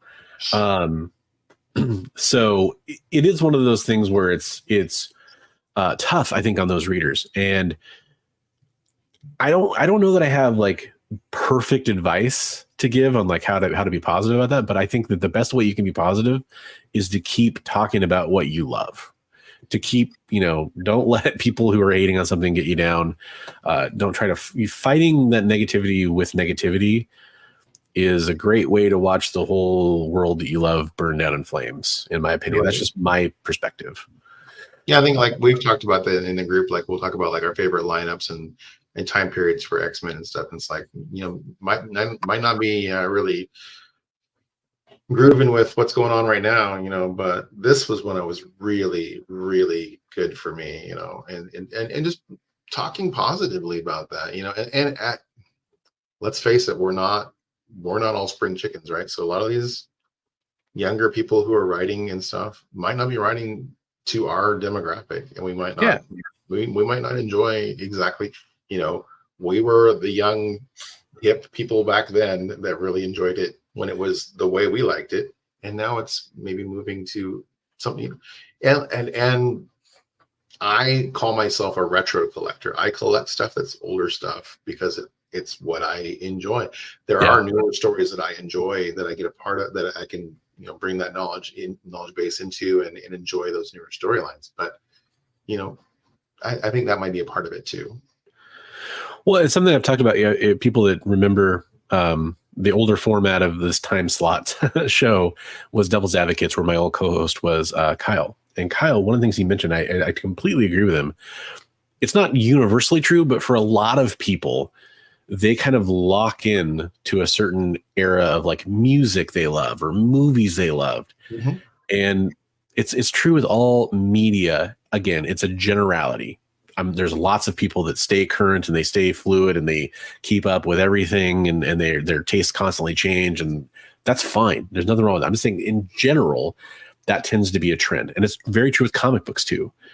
If you grew up in the 80s and 90s reading comic books and those are the comic books you love, great. If you grew up in the 60s and 70s and those are the comic books you love, great. There's a really strong tendency to lock into that type of storytelling.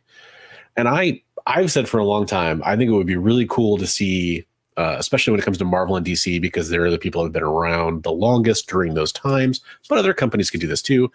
I think it'd be cool to see companies go back and try to revisit the editorial and feel of different time periods that were popular, with like, kind of like you have the Ultimate X-Men or the Ultimate, Avengers, the Ultimate Spider-Man line. Take a new pocket universe or a new set of creators or old set of creators and put them in that playground and say, like, we're telling stories from the 70s era of X-Men, or we're telling classic JLA stories or whatever. I think that'd be fun. I think it'd be great if they did like stories from the 70s or the 80s MCU, and you could even bring in like a lot of the creative teams and stuff that are still around, and editorial people that are still around, and writers and everything. A lot of people who may not be in vogue right now, but who were great at their craft, and could do a wonderful job bringing that feel and that nostalgia back. Well, and there's artists, and for example, I know a lot of artists that would have been big back then are not able to do that kind of art these days, but there's a lot of artists that love doing like retro style art, or they love trying to copy old artist styles. Great. Have fun. That's not the only solution to that by any stretch of the imagination. It's just something I think about from time to time. But it's also okay just to go back and reread those old stories. Right. It's okay to do that. Retro collector, that's me. Yeah, 100%. And I hate to say it, but I find myself like I still read a lot of new stuff. I've said this a lot of times. I have a Marvel Unlimited subscription. I'm mostly a Marvel guy and indies. So I read a lot of stuff on Marvel Unlimited as it comes out, especially a lot of the X titles. Like I've read literally every Krakoan era title that was out there. There's a lot of them. I enjoyed that stuff. Yeah, I enjoyed it too, but it's not forming the same attachment for me personally. So I can kind of relate to that, right? Like it's cool. It's just not the same for me as when I was reading, but probably nothing would be, because I'm not 12 years old. I'm not 10 years old reading this stuff like I was then. It's not forming core memories and mental pathways like it was for me when I was 10 or 11 or 12. That's totally fine. That's totally fine. My issue with reading the Krakoan era stuff is I'm so used to like Claremont's pacing and writing and stuff. I'm like, this is way too rushed. You guys have so much good stuff here, but you're missing a lot of the meat and potatoes in between. You're just like blasting through this thing so fast. So, but yep. A couple of great comments came through here. So you'd like to go back when superheroes were superheroes again and didn't just sit around drinking coffee and acting like villains. Look, I actually enjoy both, to be honest with you. I enjoy a lot of indie comic books. I enjoy have that kind of sitting around drinking coffee feel to them. They really do. It's interesting though, because I do prefer my, the certain hero books that I read, the Kate books, to follow that kind of trend that I remember. And that's just my own personal preference. It doesn't mean anything one way or the other. But but I think there's an opportunity to serve both audiences, and that's kind of where I kind of I love that icon. That art, that icon's beautiful. Yeah, very very much so. I think I believe Jay is an artist. I think that might. I'm so sorry if I'm wrong and I'm off base about that, Jay, but I think that's true. I believe I've seen Jay in K-Pop's Discord server. Shout out to her for her server. Pop Sequentialism says, I'd even be down to see today's artists do their own takes on old good scripts. 100%. I think is it John Byrne that's been doing like his take on what would have happened if he kept going on X-Men? Am I totally misremembering that? I feel like that's something. I haven't recently. I haven't seen. I want to say he was doing something like that, but maybe I'm wrong. He did some stuff back in the day. He did a series called X-Men: The Hidden Years, which is like maybe would have been like what would have happened if he had kept going. But, okay, Leonard says John Byrne is doing it. Yeah, I have the details wrong, I'm sure, but it's I want to say he's continuing. Doing like a text thing, or is he drawing it? Like, I mean, he's not doing it for Marvel. No, it's okay. Yeah, well, a couple people here know more about it than even I do. So, if you want to educate us, please let us know. Yeah, I'm curious about that. Byrne is one of my favorite artists. One of the foundational guys of my inspiration for me doing art. So. Ashenate says a sub to you too, bro, and join the convo. So that's cool. Yeah, definitely. And by one more chance to point that out, definitely go sub up to Bigby McFly over on his channel. And then we're streaming on the EXP's YouTube, Twitch, Facebook, and probably Instagram Live. Jay can let me know if I'm wrong in any of those details. Yeah, you don't need to. If you want to, great. But definitely go follow up on those. I think those are great channels to continue following. Bigby, if you want to check out things like acquiring FF #1, and EXP, if you want to check out things like an interview with Scott Snyder on October 8th.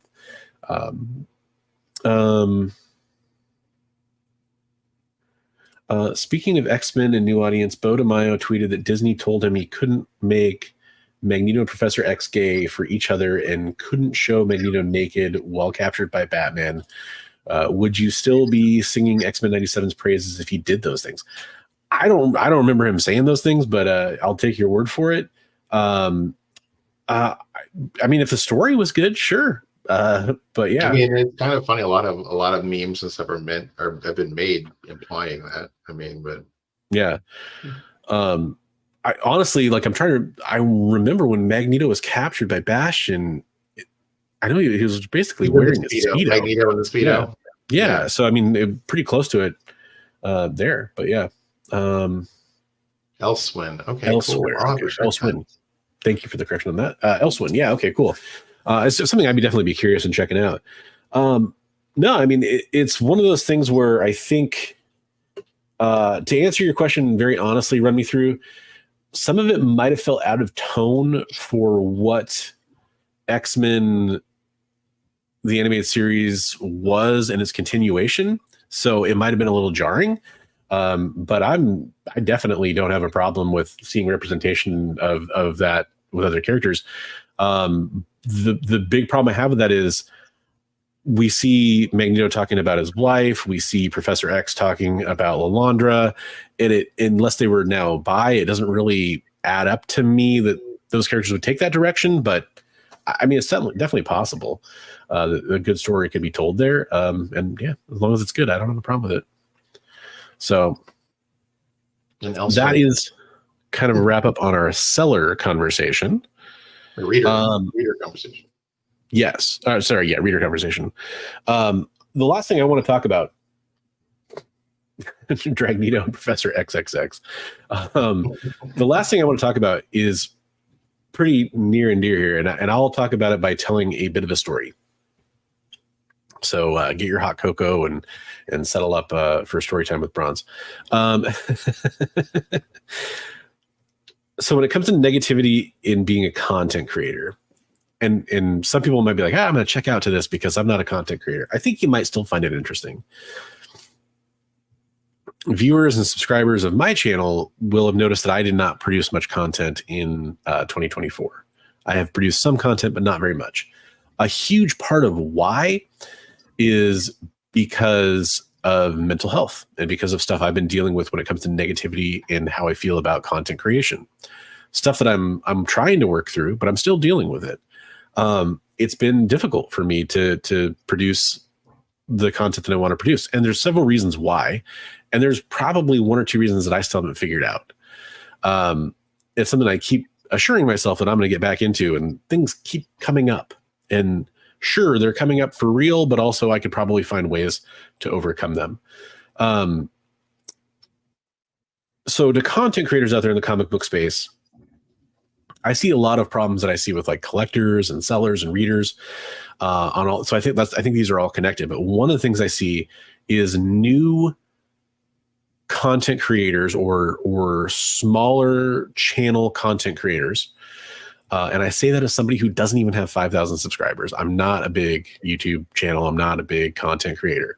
But I see people who are still, starting that journey or sooner along in that journey, criticize themselves, compare themselves to larger channels, get frustrated with their growth, and get angry about it, get negative about it. And they lash out at themselves in some cases.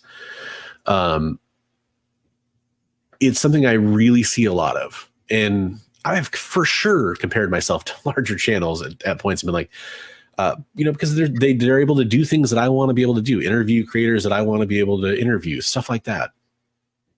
But there's also channels out there that make that happen, even though they're not that big.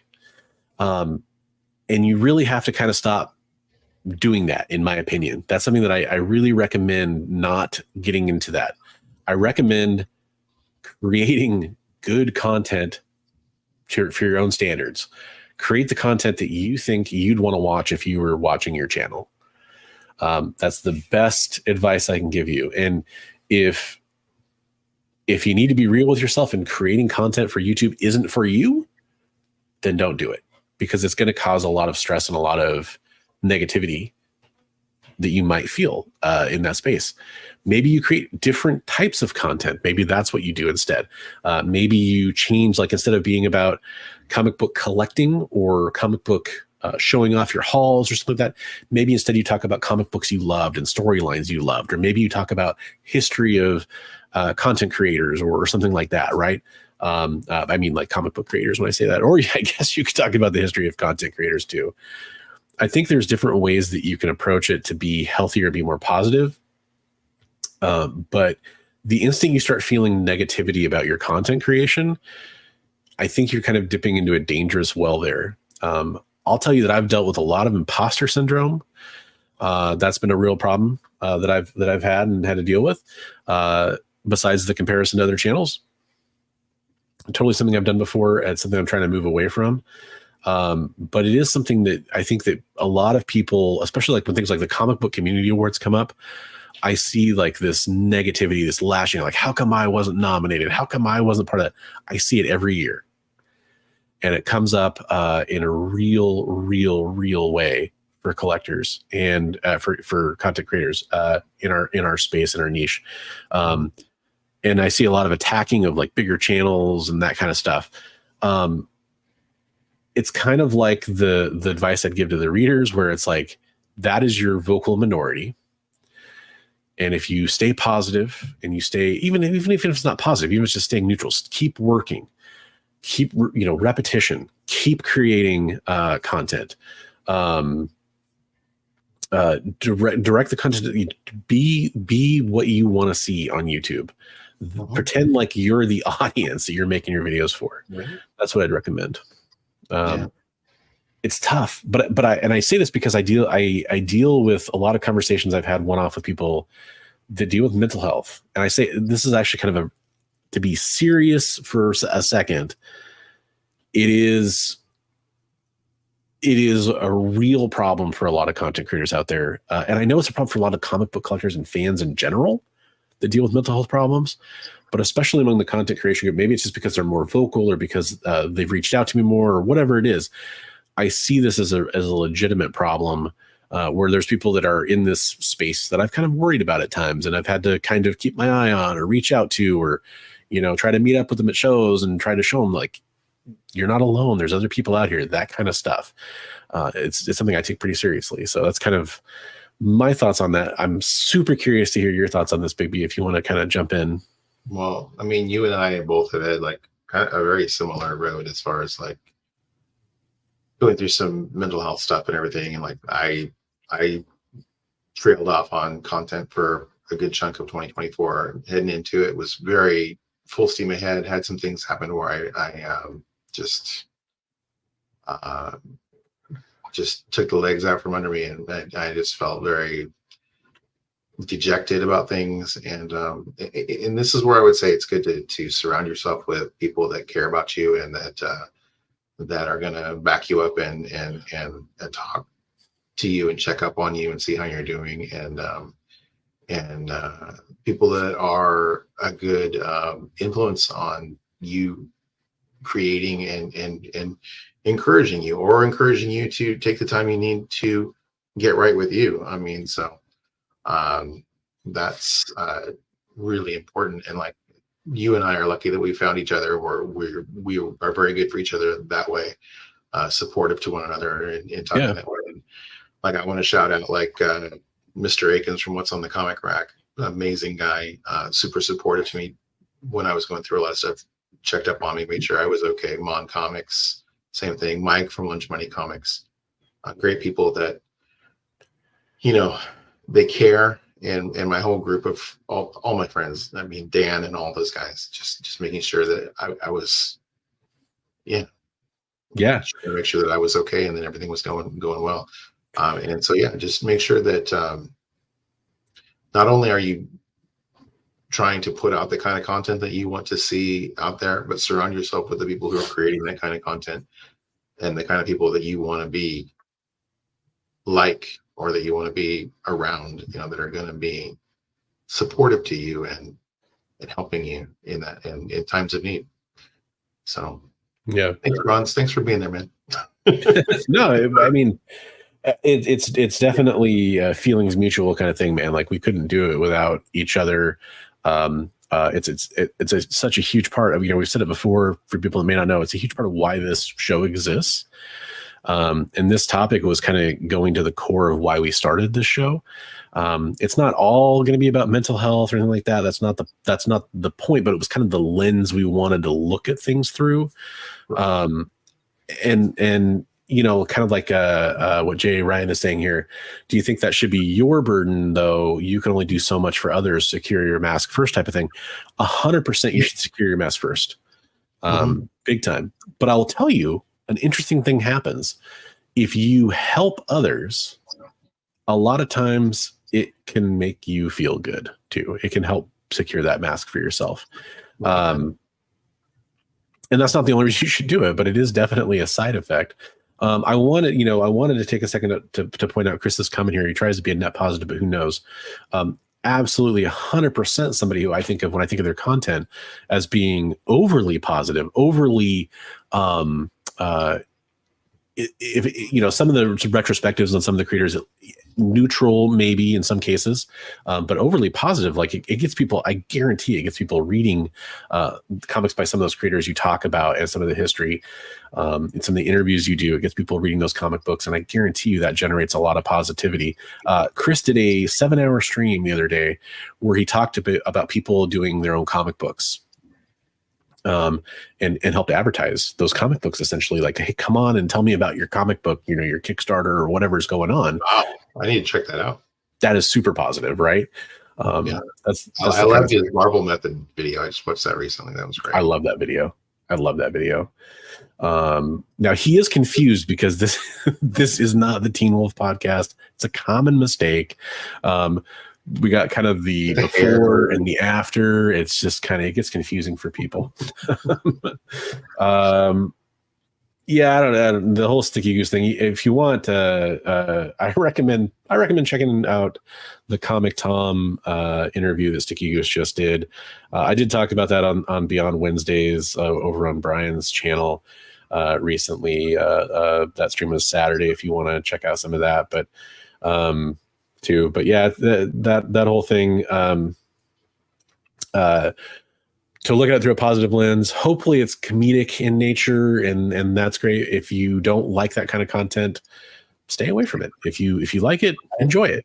That's I would really say all the there is to positive it. lens that I would look at that through is it really like, to me, like right when he first came out with his thing about the whole sticker people thing and everything, I had just made stickers from my channel and made a shirt to go to a show so people could, yep, that's the sticker. And but it kind of unified everyone as like, yeah, we are sticker people. We do like each other, and we are proud of our channels, and we do enjoy, making content for other people. And there's nothing wrong with that. You should take pride in what you're doing and what you're making. And I don't think there's anything to be ashamed of. And I try to steer away from that kind of controversy and everything. I mean, I know that there's the whole, what they call the sticky goose effect. If you talk about him, you're going to get a bump in your viewership, but it's not worth it for the bump, I don't think, to get embroiled in that kind of thought process. So that I agree with you. That said, for people that there's a large portion of this community that loves drama, that loves, and I think there's something I noticed a long time ago. There's a huge overlap between wrestling fans and comic book fans. What do those two things have in common? Dramatic storylines. And people love, as like a meta version of that, people love dramatic storylines in the comic book community. I one of the weirdest, most surreal moments of my YouTube career, huge channel, Comics Explained, dropped into one of my live chats because I was talking about something controversial, and was literally like, I saw Comics Explained, I was like, wait a minute, is Comics Explained really in my live chat? And yeah, he was. And I was like, are you lost, or what are you doing in here? He's like, no, I love this stuff. I'm just curious about the drama. Right. He's like, I'm trying to learn what's going on. Not wrong. People do enjoy that. I'm just saying that for my part of it, I just, But I guess my only point is, if you do love it, great. I don't have a problem with that. The only problem I would have with it is if you're trying to take somebody else down by doing it. That's where it gets weird to me, and that's just me personally. People have their own opinions on it. Right. So, and I think that it does have a tendency to, for anybody involved with that kind of stuff, I do think it has a tendency to create more of a negative space for themselves than they realize in the moment. Ignore the negative comments on your channel, unless they're being not mean, but unless they're being critical. And I mean critical as in hopefully constructive criticism, but maybe, oh, I can't hear you, your audio sucks, that kind of stuff. Sure, they could say it nicer, but take that into account and just say, okay, maybe here's a check mark on, maybe I should work on my microphone or my audio or whatever it is. Try to take it that way. It's the way I would look at it. Yeah, I suppose. I mean, yeah, it's just not my cup of tea. I mean, but right. I've had people that are friends of mine who asked my opinion on whether they're like, well, I could try to be more controversial. What do you think? And I'm like, you have a fan base that have become subscribers of your channel because they love the way that you do what you do. And if you try to change what you're doing to try to become a part of that, you're going to lose that fan base, and the new subscribers that you get aren't going to be there for the normal content that you put out. So what are you going after? Do you want people who enjoy the real you and what you're trying to, like you were saying, make content for, like you would like to see out there, or just trying to chase subs for drama? It's just like, well, so here, okay. here's my real thought on it. Like, let's kind of unpack it one level further. The fallacy that people fall into, and I'll explain the trap real fast, is like what Bigby's saying is people that think that, oh, this, the sticky goose bump, what we refer to it as. I got my spiel from you actually when we were talking. So I'm sorry, I kind of. Oh no, that's fine. But it's people see that and they go, oh, they're getting views. This is how I get views. This is how I get subs. Folks,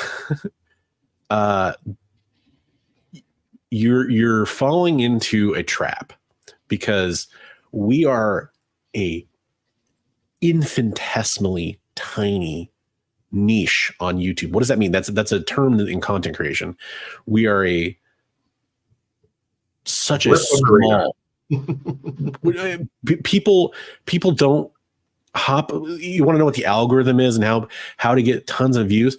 What do people go on the YouTube search engine and type every day? How to something, how to do that, how to fix this part on my car, how to take care of this with my pet, how to teach this to my kid. People search for that kind of stuff. That's the big, huge content on YouTube. How to what comic books are coming out this week is not something most people are going to type in. Some people do.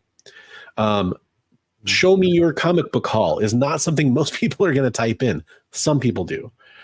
And so that's why if you wonder why are you getting 20, 30 views on your video sometimes, it's usually stuff like that. The thumbnail and the title can help, but they have to be genuine to the content you're putting out there. If this drama stuff, there's a baseline of viewers that are going to watch all this comic book content that, the comic book collecting content on YouTube, like talking about hauls and top 10 lists and, I walked into a comic shop and this happened to me. There's a baseline number of viewers that are going to talk about that kind of stuff and watch it. And, I'm going to click on this video because the thumbnail looks at Sticky Goose versus Comic Tom or whatever it is, right? They're going to look at that more because that's more interesting than what you normally would see. Beef and drama on YouTube is not a new thing. And the comic book YouTube scene is kind of slowly starting to discover it. And that's why you're seeing this bump. Well, guess what? The people who get millions of views and talk about comic books on YouTube aren't talking about that stuff. They're talking about the history of the X-Men. They're talking about, the legendary Stan Lee, the legendary Jack Kirby, the history of Batman. What is kryptonite? They're talking about the history and the reality of comic books because people will search for those things on YouTube. Mm-hmm. If you really want views, stop chasing the drama crap and start making content that serves the greater audience on YouTube. The more practice you put into that, the better you do. If that's all you care about, focus your efforts and energy there. That'd be my advice. That's really what it comes down to. Like the great storylines that are akin to you, that are part of what makes you, what inspires you to be into comics. Make some content about that and talk with passion about that. I mean, Comic Tropes is a great example of that. I mean, he does amazing content about great artists and in history of comics, and do stuff like that. Speaking along those lines, I think he's a fantastic creator. He actually has a really good point here. I feel like it can actually also be negative to only do positive reviews. It feels inauthentic, but I try to focus on what I love and hopefully spread that interest. Mm-hmm. You're right. You need to be authentic as well. I mean, you're 100% right, Chris. Probably made a bit of a generalization there when it comes to that. But that's a really fantastic point. What is kryptonite? I keep hearing about it. I guarantee it's going to be crazy. One of you guys are going to make a what is kryptonite video, and you're going to get more views than I've ever had in my entire life, and more power to you if you do it. I mean, like, I'm the kind I searched interesting video. Yeah, I searched about the different lantern cores because my daughter, who's 6 years old now, was super curious about the different lantern cores and what their different oaths were and all that stuff. So guess where we ended up? We ended up on a little channel called Variant Comics with millions of subscribers that I've watched for years. And they're a great channel, awesome channel. Learning about all the different lantern cores, and she was super thrilled and entertained. Guess what didn't come up? Any of my videos. So if you want to do that, then there you go. I think what Comic Tropes was saying that is really important to somebody that I'm friends with made a video. He talked about toxic positivity, where he's saying that basically, like, the inability to talk about anything negative, which we don't steer clear of the things that are negative on this channel. We'll talk about it. We try to put a positive spin on them. But he's saying, like, just, you know, he made an example of like the family that's eating dinner and nobody wants to bring up the fact that the teenage daughter is drunk at the table, and because they don't want to ruin the meal, right? So they don't make a scene and be the bad guy. But at some point, somebody's got to take her keys away, right? Yeah. So yeah, we don't steer clear of that. We try to do the positivity thing. So I don't know if there's such a thing as the toxic positivity, but he was trying to say that that's a problem right now in YouTube, is that nobody wants to talk about the negative. Thanks for the bring up on that, Jay. Yeah, it is true. You know, you need to be authentic. And I think at times, you know, look, I hate and I love in some ways that if you look at my most popular videos on my channel, almost all of them deal with a negative topic.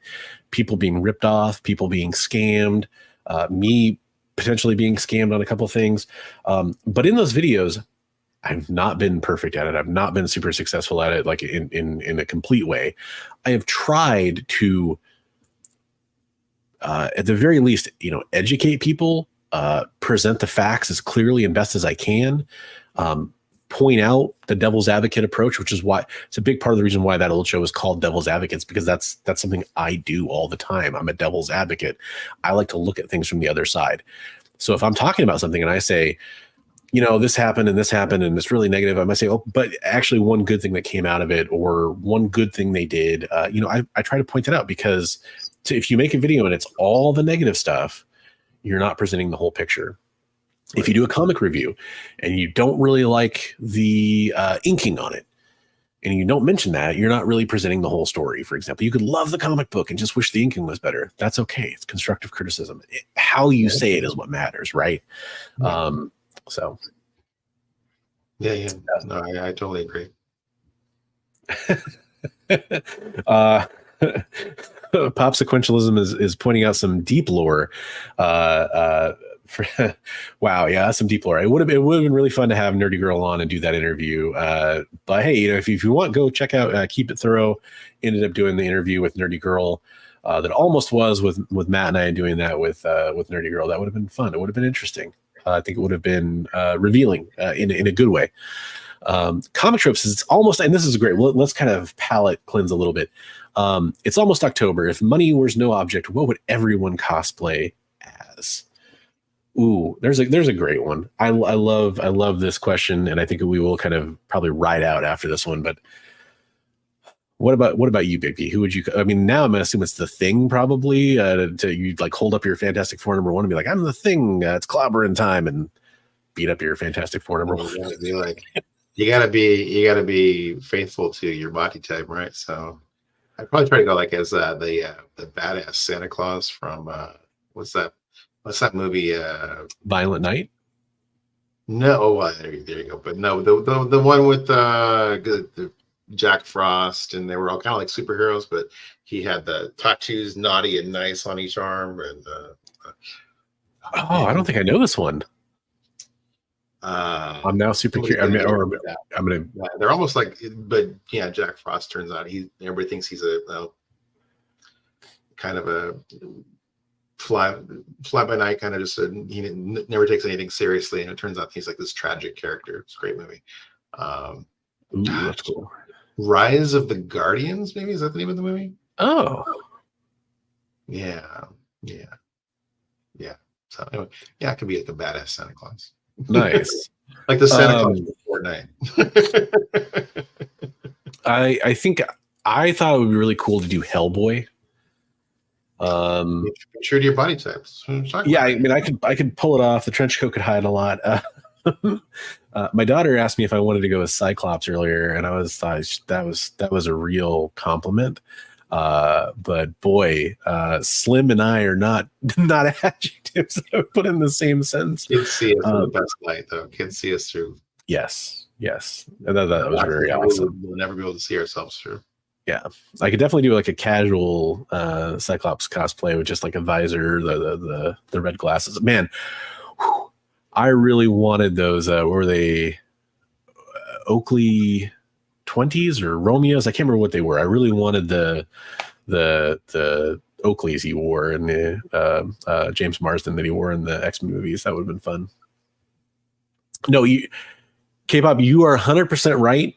In for most people, for whatever reason, like I have for my own mental health, I think I have no desire to dress up as somebody who I know is fitter in much different body type than I. I know that's not a rule. Myself. Yeah. What would I pass well as? Yeah. Ooh, age of that'd be fun. That'd be fun. Hey, you said your daughter's big into Bigfoot right now. I mean, you could go as Sasquatch. I kept trying to tell her that I wanted her. I tried to convince her to go as Little Red Riding Hood, and I could be the big bad wolf. I thought that would be funny. There you go. We would like play that story or whatever when she was younger. So I thought it'd be cool. But she's going to be Hermione, so I'm probably going to end up as Hagrid. Which not my first choice, but hey, whatever. At least it'll be funny.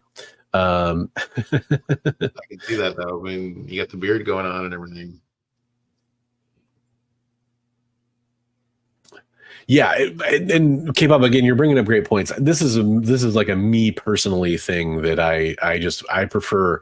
If I'm done dressing up as the character, I want to kind of feel like, oh, I've nailed it for me, and that's kind of just a me thing.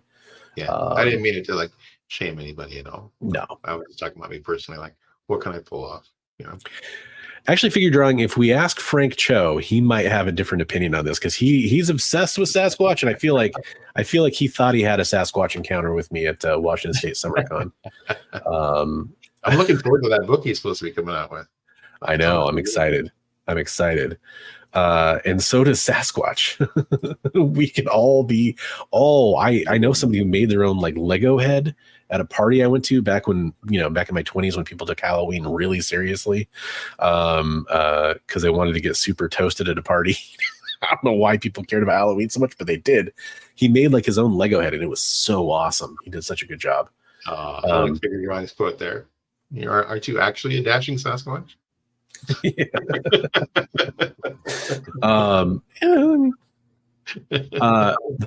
That said, I do think we've had a really great conversation. Next week, we're going to endeavor to have kind of more of a normal show. And we can still talk about topics that are related to this kind of stuff. Maybe we have some follow-up based on some of the comments we get here. Who knows? Yeah. But we are going to try to just do more Heroes for Heroes items and recaps and show off what's going on for that. And we are going to try to show off like community artwork. By the way, if you have artwork and you're watching this right now, you qualify as part of our community. If you're a professional, we will not include you in the contest we're doing as we come up to the end of the year. But at the end of the year, we're going to start showing off the artwork people have sent in. We're going to kind of choose which artwork we like the most, and have a competition. And whoever wins that competition, you want to post your stuff on social media, all that kind of stuff, is going to get some original art from us and some comic books and that kind of stuff. So if you're interested in that, please send your artwork. We like it if you send in your artwork, even if you're a professional, because it shows people, all levels, like from amateurs to professionals and what you can do.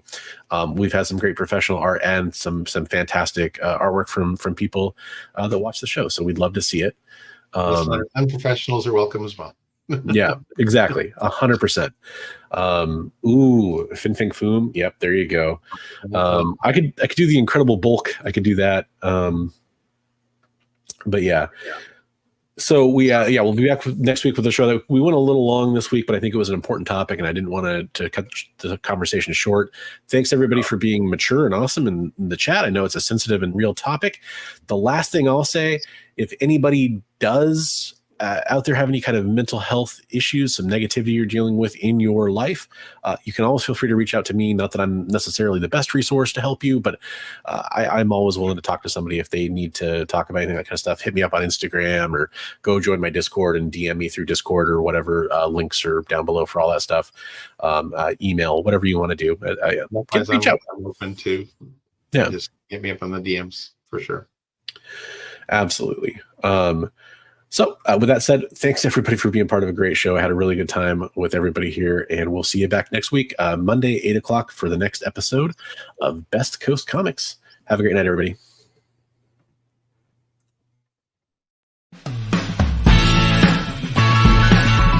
Join the party. Head over to our Linktree to find all the links for everywhere the experience is all the time.